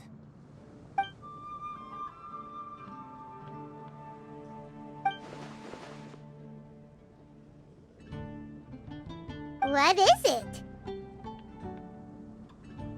It's what you need the most right now. The answer to the prophetic puzzle. Simply head to the location marked on the map and you'll find the lantern you've been looking for. However, if I were you, I wouldn't just go and reveal the secret right away. As you've seen, a lot of people have been laboring hard to uncover the answer. A secret is like a well-aged brew.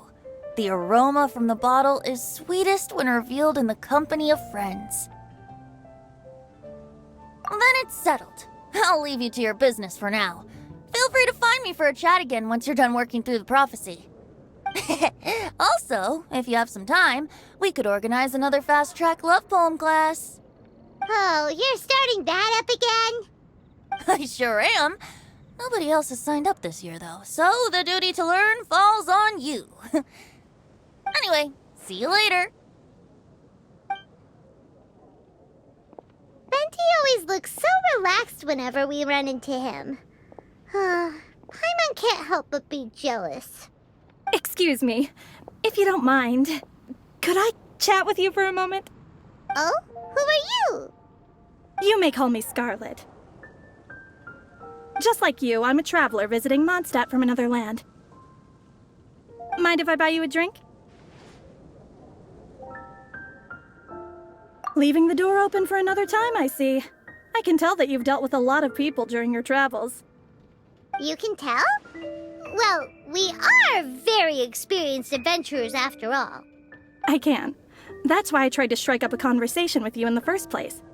I was on my way to go shopping earlier when I overheard your conversation next to the crafting bench. From what I could gather, you are trying to investigate a bizarre prophecy? Yep, bizarre is definitely the word. Don't you think it sounds just like the kind of story that would happen in Mondstadt? Anyway, that's why I wanted to ask you a favor. If and when you manage to unravel the answer to the prophecy, could you let me know what it is? Not so much the prophecy itself, but Mondstadt as a nation. That's what I'm interested in. I was born in a distant land, but I have family and friends who once lived in Mondstadt for a long time. They said that it's a great place full of fairy tales and romance and recommended that I come for a visit. As it happens, someone I know has an anniversary coming up soon.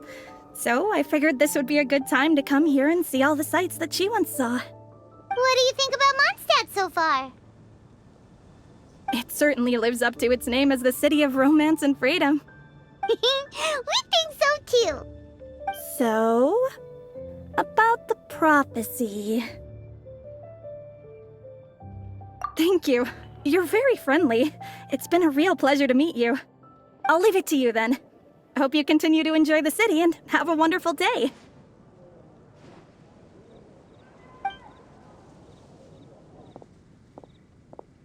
She definitely isn't dressed like a local, huh? Where do you think her hometown could be? Please find me a flower that is not of this world, and a guide who will never get lost.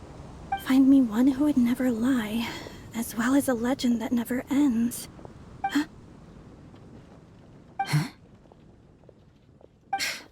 I never thought I'd have someone secretly following me, even in a free city like Mondstadt. Good day to you, miss.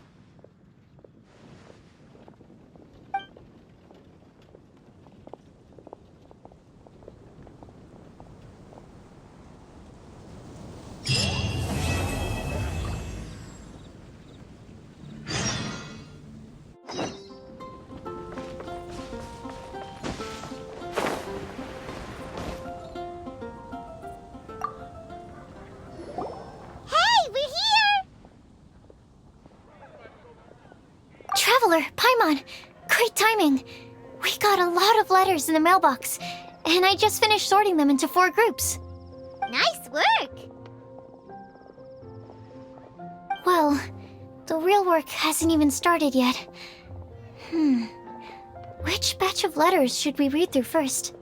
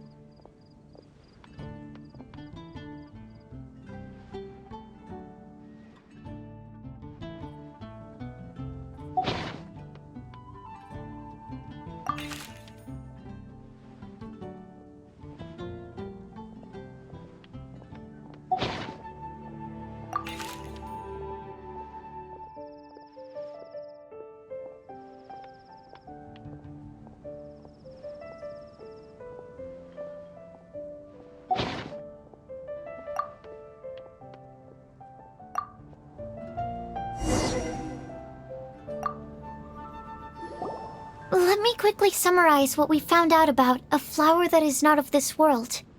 Tainari believes that on closer examination it might be logically paradoxal, while Albedo says that his answer would be better discussed at length in person. As for my answer, I think a clock in the shape of a flower would constitute one that is not of this world. Here's what we've gathered regarding a guide who will never get lost. Mona said that she'd like to join us in uncovering the secret behind the prophecy, while Bennett suggests Fischl, Mona, or the Traveler as potential candidates. Mika didn't submit much, but he did draw a vegetation map for Master Tainari and wrote up a dragon spotting calendar for Sino. Amber also wrote in. She said that she sees herself as nobody's guide, but everybody's friend. As for one who would never lie, Rosaria removed herself from consideration, but both Razor and Sino are willing to support us in our search. Timaeus seems to have forgotten to write to us.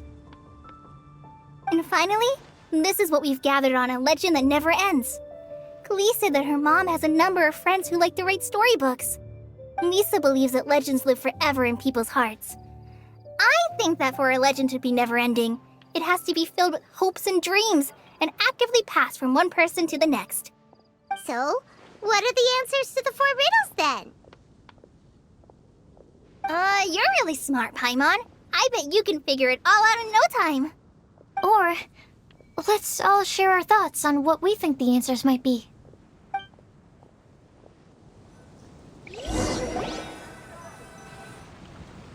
Wait! Wait for me! Oh, Timaeus! What brings you here? I'm sorry, I really am. The time just got away from me and I didn't get around to writing that letter. However, I'm happy to announce that I think I can be the one who would never lie. Huh? This is kinda sudden. Not that we don't trust you, Timaeus, but, could you elaborate a little after you catch your breath? Of course, of course. Do you still remember the time I, collaborated with a certain Miss Ying-R? Well, basically, she helped me out a lot with my research into potion making once, and, well, we've stayed in touch through letters ever since. Wait, so Ying-R is the girl from Lila that Sucrose mentioned earlier? We always assumed you were hard at work every time we saw you at the crafting bench.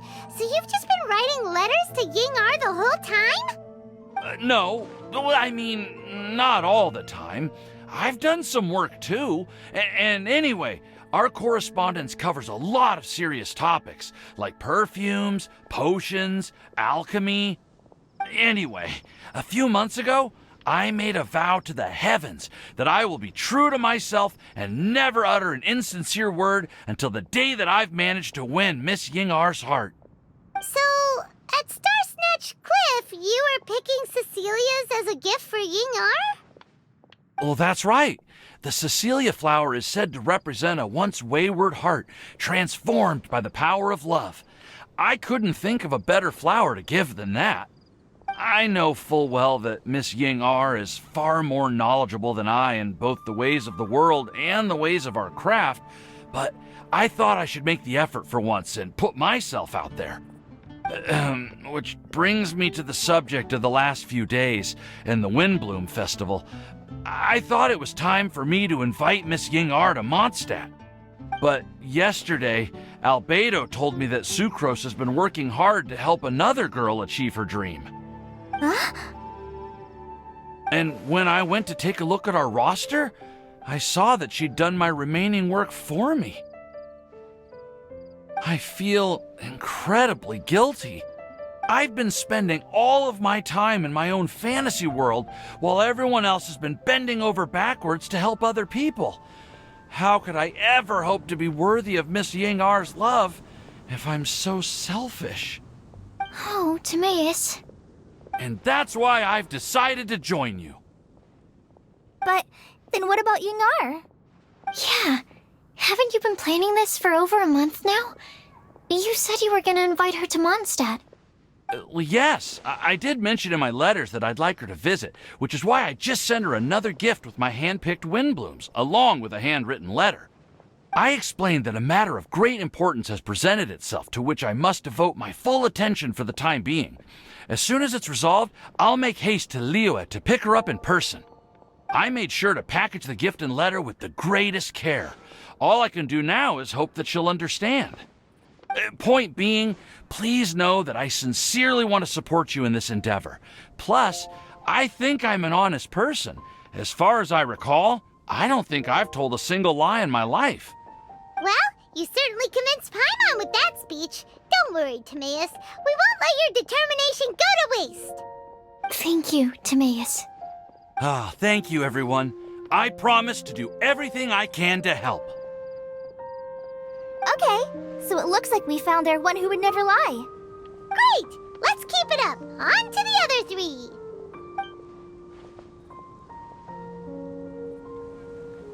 Okay, Paimon will do the honors. Ahem.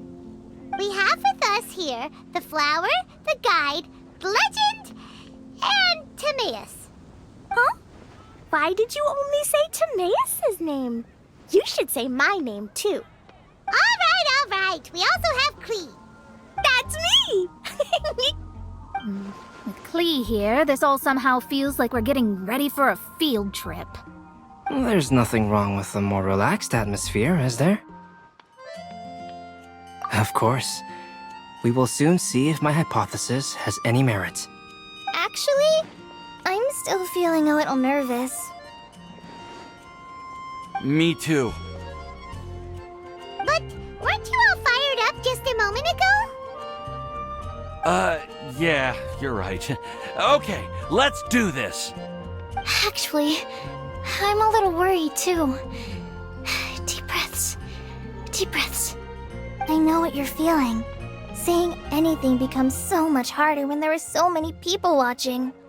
Well, does anyone know the exact location of where we're headed, or should I do a reading on my scry glass? According to the prophecy, once we've figured out the answer, we should test it at the Lantern of Utmost Joy. Wait, but where is this lantern? Oh, we know something about that.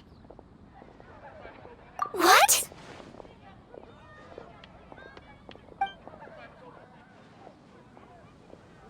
Wow, that's amazing. You really know how to do everything under the sun. Then we'll let you lead the way. This is it! We're off to find the sacred location of the Lantern of Utmost Joy!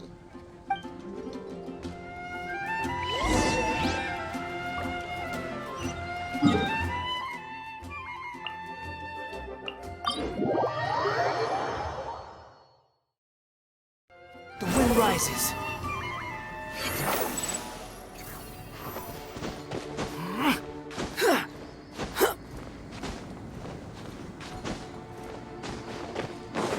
Squall and Fury. According to the map, it should be somewhere around here. Let me take a look. Oh, it should be right up ahead.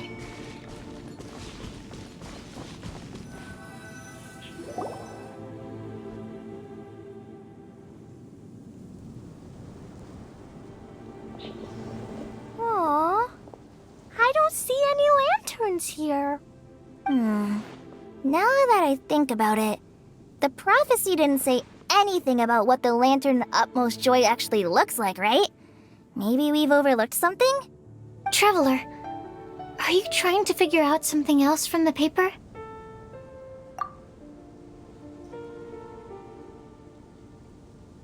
Paimon's reading too.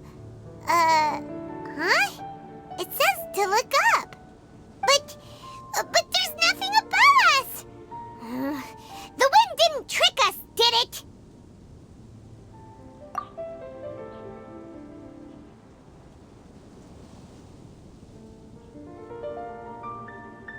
Place the squirrel on the back of the pointy-eared cat, and a pious puppy will open the doors to show you the way. Huh. Paimon read the whole thing out loud, but nothing's happening. Look! Look! The wind is blowing! What a strong wind current. Let's ride it up and see where it leads us. Huh? We'll have to fly up there? Can someone carry me with them? Here.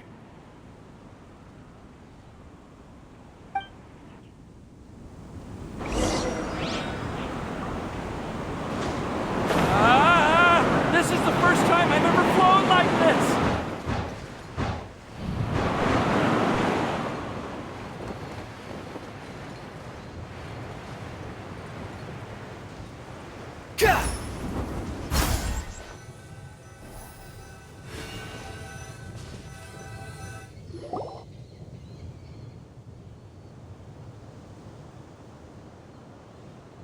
How did this little island get up here in the sky?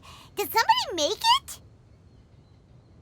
Just to be safe, I've been jotting down our entire route here. This way, no one will get lost. Oh, good thinking, Kale. Huh. Who would have thought we'd find this kind of table here? Weird. It's almost as if someone was holding a tea party. I never would have guessed that such a place could exist. Right above Mondstadt, too. Wow, look at that pretty lantern on the table. There's even a chair for each side of the lantern, too. There seems to be something on the back of this chair. Let me have a closer look. Take your seat, present your answers, and you shall reach enlightenment. Well, as far as instructions go, I guess that's simple enough. So we just need to do as it says, right? Wait a second. Huh? What is it, Albedo? We'd better make sure this place is safe before taking our seats. Everyone, please stay clear for a moment. Well, all our questions and doubts aside, the scenery here is pretty amazing. It'd be impossible to feel stressed here. How is everything, Albedo? Everything seems to be fine. I didn't find any traps or suspicious mechanisms, but I also couldn't find any overt destructive devices. Huh? What do you mean? Well, it seems that wrong answers won't have any catastrophic consequences. Looks like we'll have to sit on these chairs and fulfill the prophecy. Everyone, I would like to suggest that we try some risky answers on our first attempt. Let's reserve our most confident answers for the second round. That sounds kind of smart, but why? I get what he means. If we do as he says, then we may be able to figure out how the puzzle works. I see. That makes a lot of sense. Mona, is there something wrong? You're not looking too good. Oh, are you hungry? I brought some snacks. Thank you for offering, Klee, but that's not quite it. While Albedo was checking just now, I gave my scryglass a spin hoping to find some information. But there's a strange aura to this place. It's almost as if someone has been staring at me as soon as we stepped foot in here. But if nothing here has actually been physically tampered with, then no. Could that person be?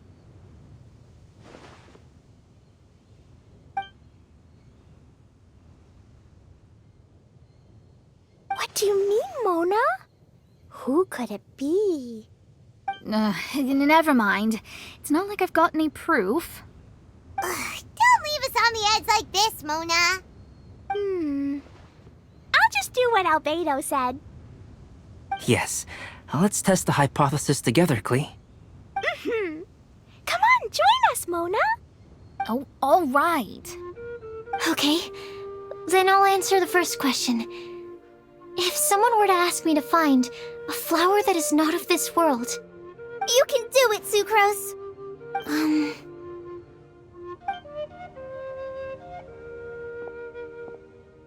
Then I would fetch a tetratanic sweet flower. All right, I'm up next. My part of the prophecy is to find a guide who will never get lost. Kale, I hope you found your answer. My answer is that I will be that guide. For a long time, I have been guided by others. It's taken me a while, but I finally made it to where I am today. Although I still haven't made a name for myself, and I'm still quite immature, I would still like to put my name forward. Because I would like to become a guide that can help others. I want to help others the same way Amber, Master Tainari, Sino, and everyone else helped me. Now it's my turn to pass on the gift that I've been given. All right. It's up to me to answer the third part. I'll submit myself as one who would never lie. Although I've never really had any other virtues or talents, I'm confident that I've always been an honest person. I'd like to thank everyone, too, for giving me this opportunity to validate myself. And last but not least, I will answer the final part of the prophecy. There's no tale more befitting the title of a legend that never ends than our fates as human beings. Wait! The lantern just lit up! Whoa! All four sides of the lantern are glowing! Huh? But... Kale, could I ask you to stand up for a second? Oh, all right.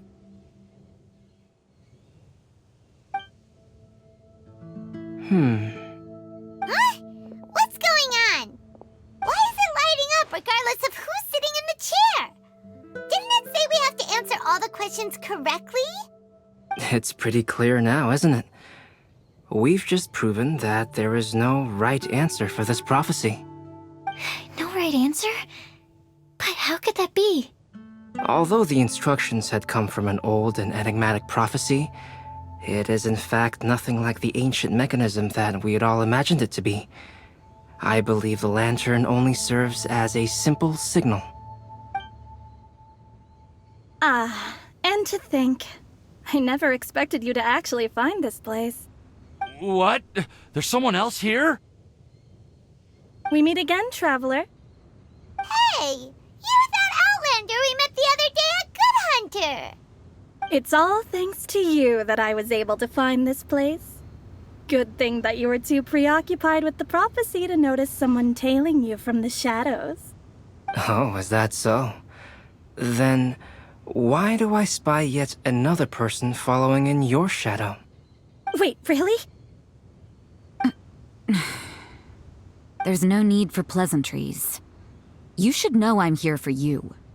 Is it just because I'm a visitor from abroad? I was there when you snuck your way into Marjorie's place. Huh. So you had your eyes on me even then, huh? That was 2 whole weeks ago, you know. It's hard not to notice you when I'm on duty every day. All right. In that case, I'll admit it. I was the person who slipped this prophecy into the storybook. Huh? But why? Then, does that mean this wasn't a real prophecy after all? Don't worry. Even though you probably have plenty of reservations about me, you can be sure that the prophecy is genuine. In fact, many of you here today may have heard the code name of the one who left the prophecy to me.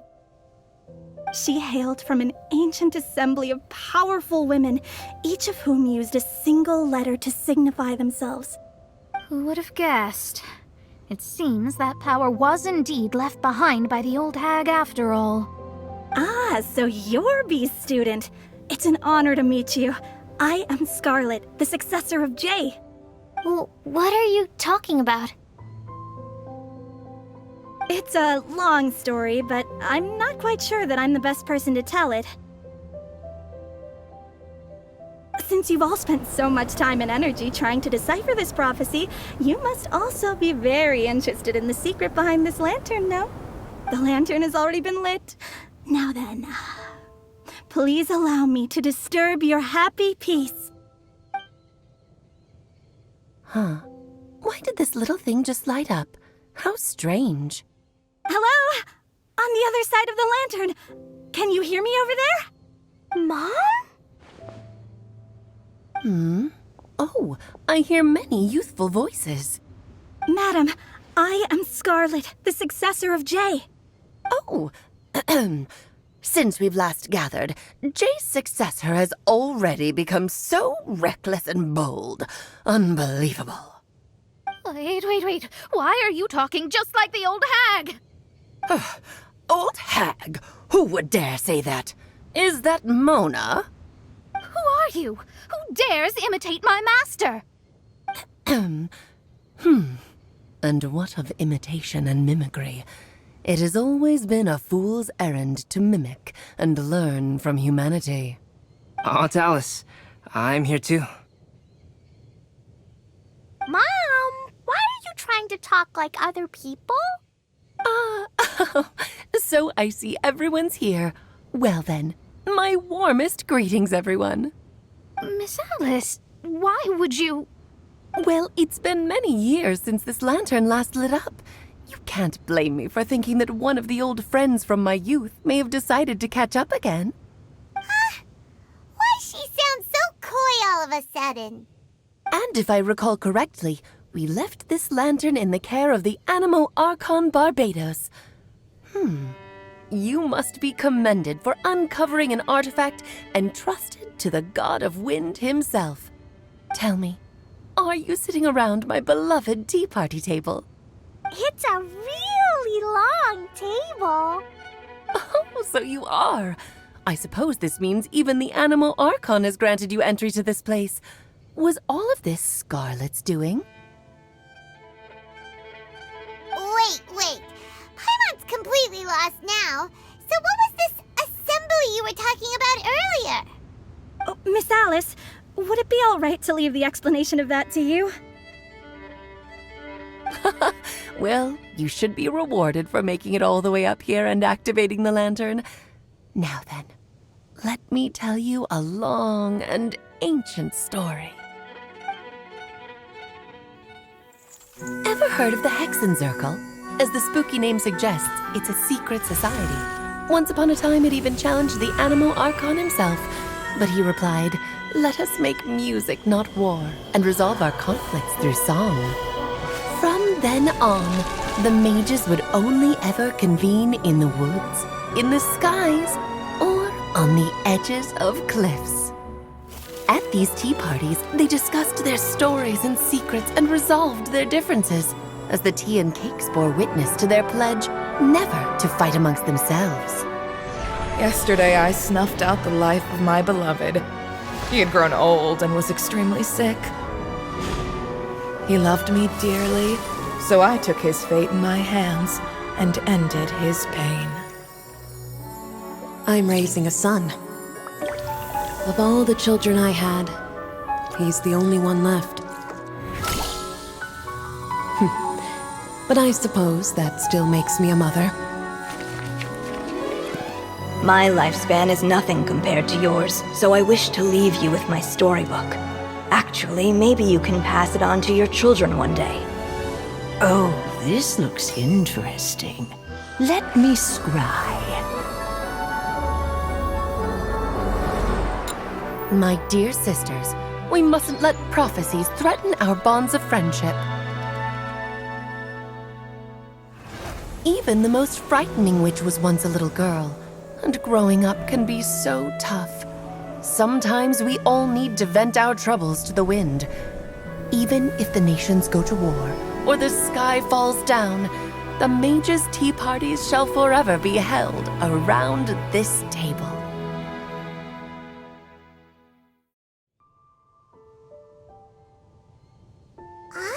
So this is where the legendary mages held their meetings. That's right. We often met here to chat and have tea. Then, what about the part saying that if we light the lantern of utmost joy, we'd receive a supreme blessing? About that. I never expected anyone other than Jay to actually read the full contents of that prophecy. It's a little embarrassing. The truth is, that prophecy was actually just a letter that we sent to Jay as a group the day before her wedding. So it was indeed written by all of you? I must thank you for resisting the urge to immediately reveal the truth to everybody, Albedo. Knowing you, you probably figured out everything the moment you laid eyes on the message. No, it took me a little longer than that. A flower that is not of this world, a guide who will never get lost, one who would never lie, and a legend that never ends. These 4 descriptions signify 4 individual mages. When a member of the organization had to leave the group to spend the rest of her days with her beloved, the other mages would write down this prophecy and send it to her to invite her for a final get-together. A flower that is not of this world signifies, of course, flowers that do not naturally exist in this world. This is the signature of our full name, Rhindaughter, also known as Gold. If there's anyone in this world who could create a flower species that does not yet exist, it would be her. The guide who will never get lost is N, otherwise known as Nicole. You may not have encountered her yet, but she is a truly extraordinary woman who has made this world's direction and order her subject of study. Some of you may be fortunate enough to have already heard her voice. Like a prophetess, she will only speak to guide people toward the truth when a change has occurred in the world. She has a tendency to suddenly speak in someone's mind without any warning.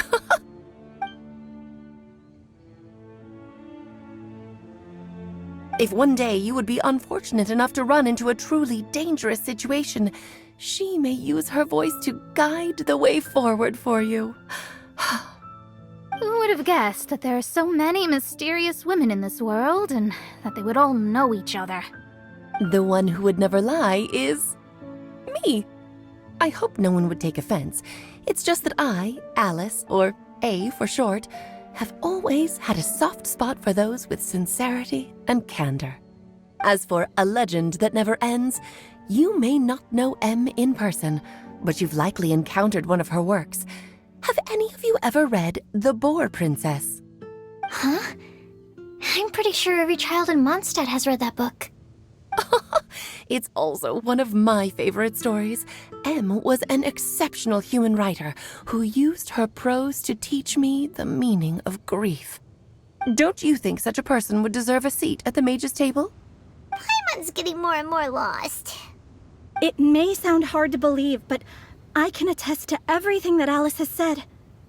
Jay was also a mortal who aged and passed on, leaving her title to her students and followers. Alice, you've never acknowledged any of Jay's successors. It's now been centuries since the first of us took on her mantle. I've always wanted to meet you.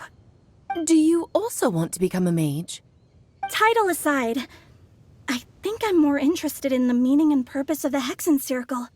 I used to think that the Hexen Circle was a group of women who could control the very fate of this world.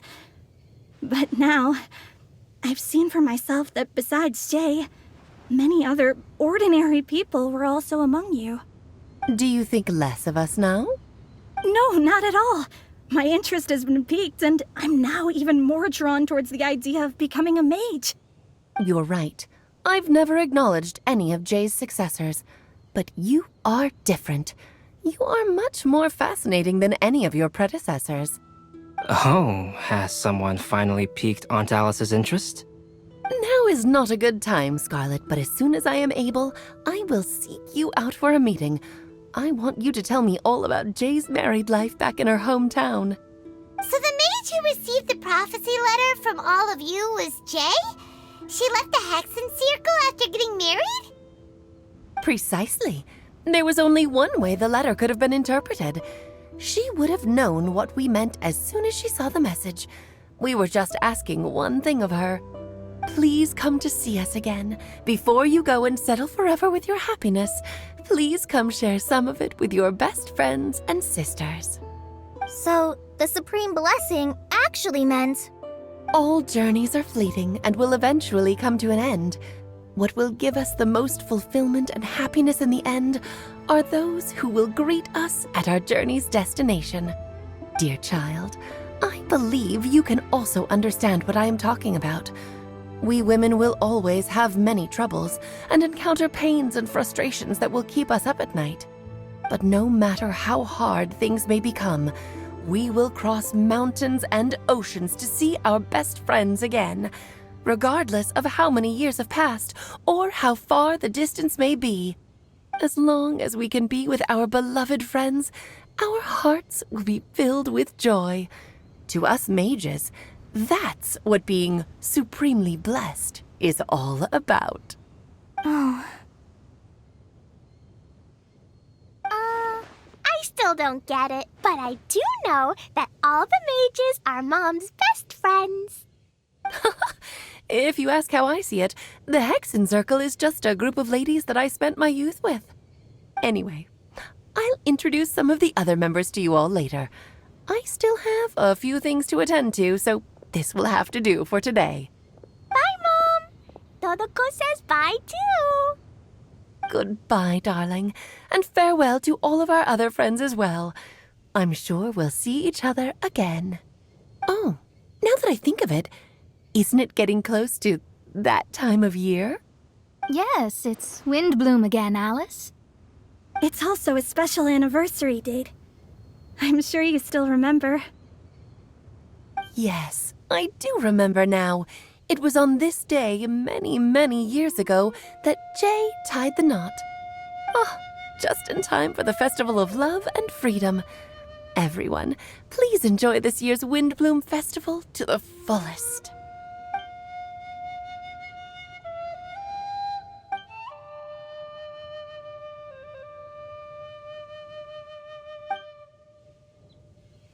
Whoa! Ah! Albedo! Why didn't you tell me we'd have to glide all the way back down?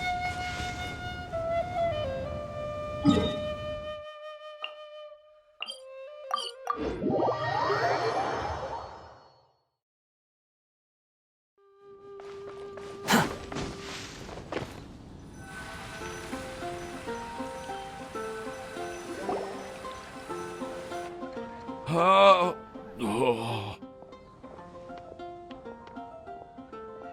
Are you okay, Timaeus? Maybe you'd feel better if you just, let it out. I'm fine. I'm just a little glider sick, that's all. You may want to look into getting your own gliding license when you have the time. It might prove helpful to you. Okay. Sure thing. It sounds like you've still got something on your mind. Why don't you tell us? We're all happy to listen. It's nothing, really. It's just... Well, Alice's story was really interesting and romantic. I won't argue about that. But still, the whole thing wasn't quite what I was hoping for. Of course, I didn't actually expect the Supreme Blessing to be real, but... Don't say that. None of this was your fault, Timaeus. Honestly, it's more on me for having agreed to be the Windblume Festival Special Ambassador. Had I not asked for everyone's help? If anything, it should be my fault for finding that prophecy. Oh, no. I didn't mean to blame the two of you either. I just feel like this whole adventure didn't really end on a high note, and we also didn't really get anything out of it. But I'd say we still learned something new. Well, that aside, Timaeus, you still need to go to Liyue to apologize to Yingar, right? Do you want Kale and I to accompany you? Oh, Miss Yingar. Well, I mean, I just really don't want her to get mad at me. Now that I've come back to my senses, I really don't know what I should do. Hey, you three? You may want to look over there. Huh? Miss Yingar? Oh, so that's Miss Yingar?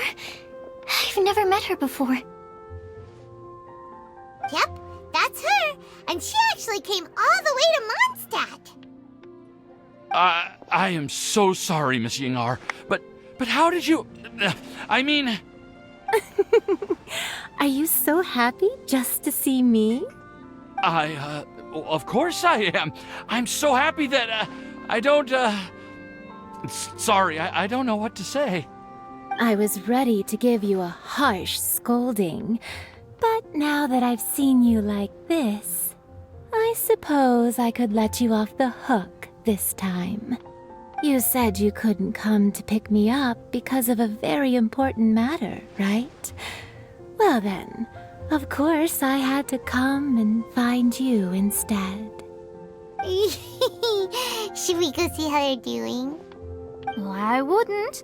You'll get hit by a forest boar if you interrupt a couple's romantic conversation. Oh, really?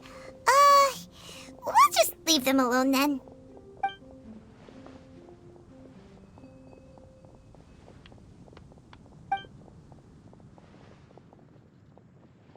I am so glad to see Timaeus find his happiness. I have to say, I'm even more envious of you, Sucrose. You can be happy just to see others happy, and you gave me so much help without any expectations in return. Even though you said that we're very much alike, I still feel like you have a much bigger heart than I do. But if you say that, then I'd say I'm also nowhere near as brave or tenacious as you. I guess we have the same amount of positive qualities. They're just spread over different parts of our personalities. I've never visited Sumeru, or made many friends from outside of Mondstadt. I'm happy just to have met and become your friend. Maybe I'll get shy and flustered when I meet other people I don't know in the future. But that's okay too. Since we are so alike, you probably get what I'm trying to say. You just need to believe that all of your issues aren't really issues at all. But isn't it too late now for me to learn to accept myself? Well... Do you know anything about the blooming cycles of Cecilius? I may have read about that in a book before. That's a topic that my parents used to talk about back when they were still dating. Surprising, right? To think that people would talk about that while on a date. My mom brought it up at dinner one time last month. She called my dad the most boring man she knew, and said that he even turned up late to a date once, all with a smile on her face. But she also said that learning is just another part of life. It's never too late to start something, as long as you recognize that it's something good for you to do. Why don't you give it a try, Kale? Okay, I'll try my best. They're really having a great conversation. Paimon can't even find a moment to join in. I nearly forgot. This is for you. This texture. Are these seeds? Yep. I believe I mentioned my sweet flower research to you before. These are the seeds of the sweet flower cultivars that I've worked on. It's nothing too special, but they're the best cultivars that I've made. So, I really hope that you'll like them. They're super sweet and easy to grow and keep. I'm also submitting them as my Windblooms for this year. I wish that the Animo Archon could also see how lovely they are. Thank you. I'll plant them in the Avidia forest and take good care of them. Kale, please take these notes with you. I've heard that you've been working hard on your studies, so I've prepared some study materials for you at Sucrose's request. Feel free to look through them whenever you can find the time. Mondstadt's doors will always remain open to you. Thank you so much. Really, I don't know what to say. I'm just really happy. Ah, Sucrose, now's your chance. Didn't you want to collect a breath of joy? You're right. I almost forgot. Kale, can you exhale once into this test tube? I will save this breath of joy and use it in my research. Oh, really? May I? Of course.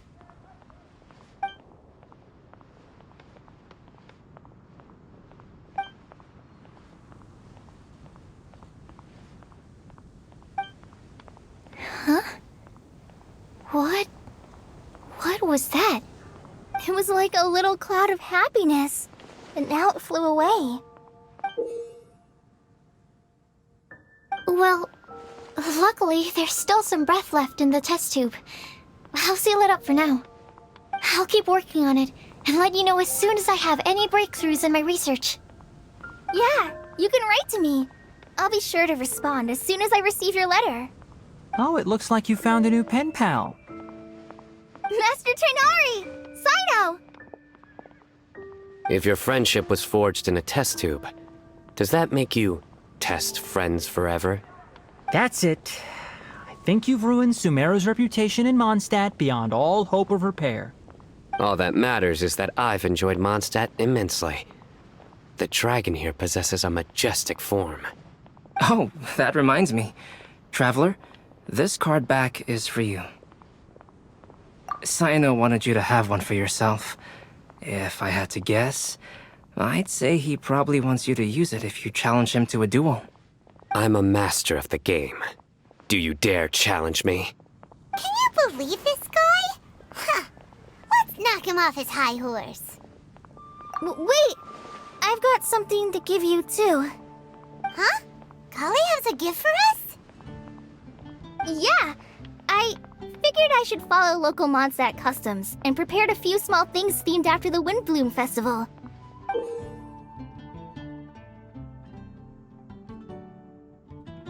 I made these bookmarks from Sumeru roses at the hotel. I want to give them to Amber, Master Tighnari, and Cyno. During Windblume, Mondstadters offer flowers to the people most important to them. You three are family to me. But Tighnari said that we're not anything like an academic family. He wouldn't write joint papers with us.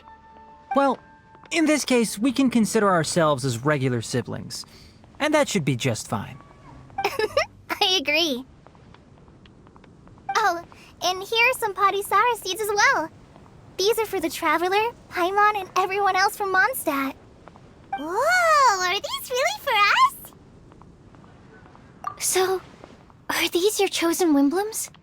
Mm-hmm, one of them. Both Padisauras and Sumeru roses are my Windblooms. Although they're not native to Mondstadt, they are the flowers that can best express my feelings. I want to give them to the people I feel thankful for. To those who I wish to accompany as we greet more seasons and future Windblooms together. The real blessing in life is when you are surrounded by people who you'd miss day and night, and who you'd want to see even if that meant crossing mountains and oceans to do so. I'm so happy to hear you say that. Sucrose, do you see that cloud over there? Huh? Doesn't it look just like your test tube?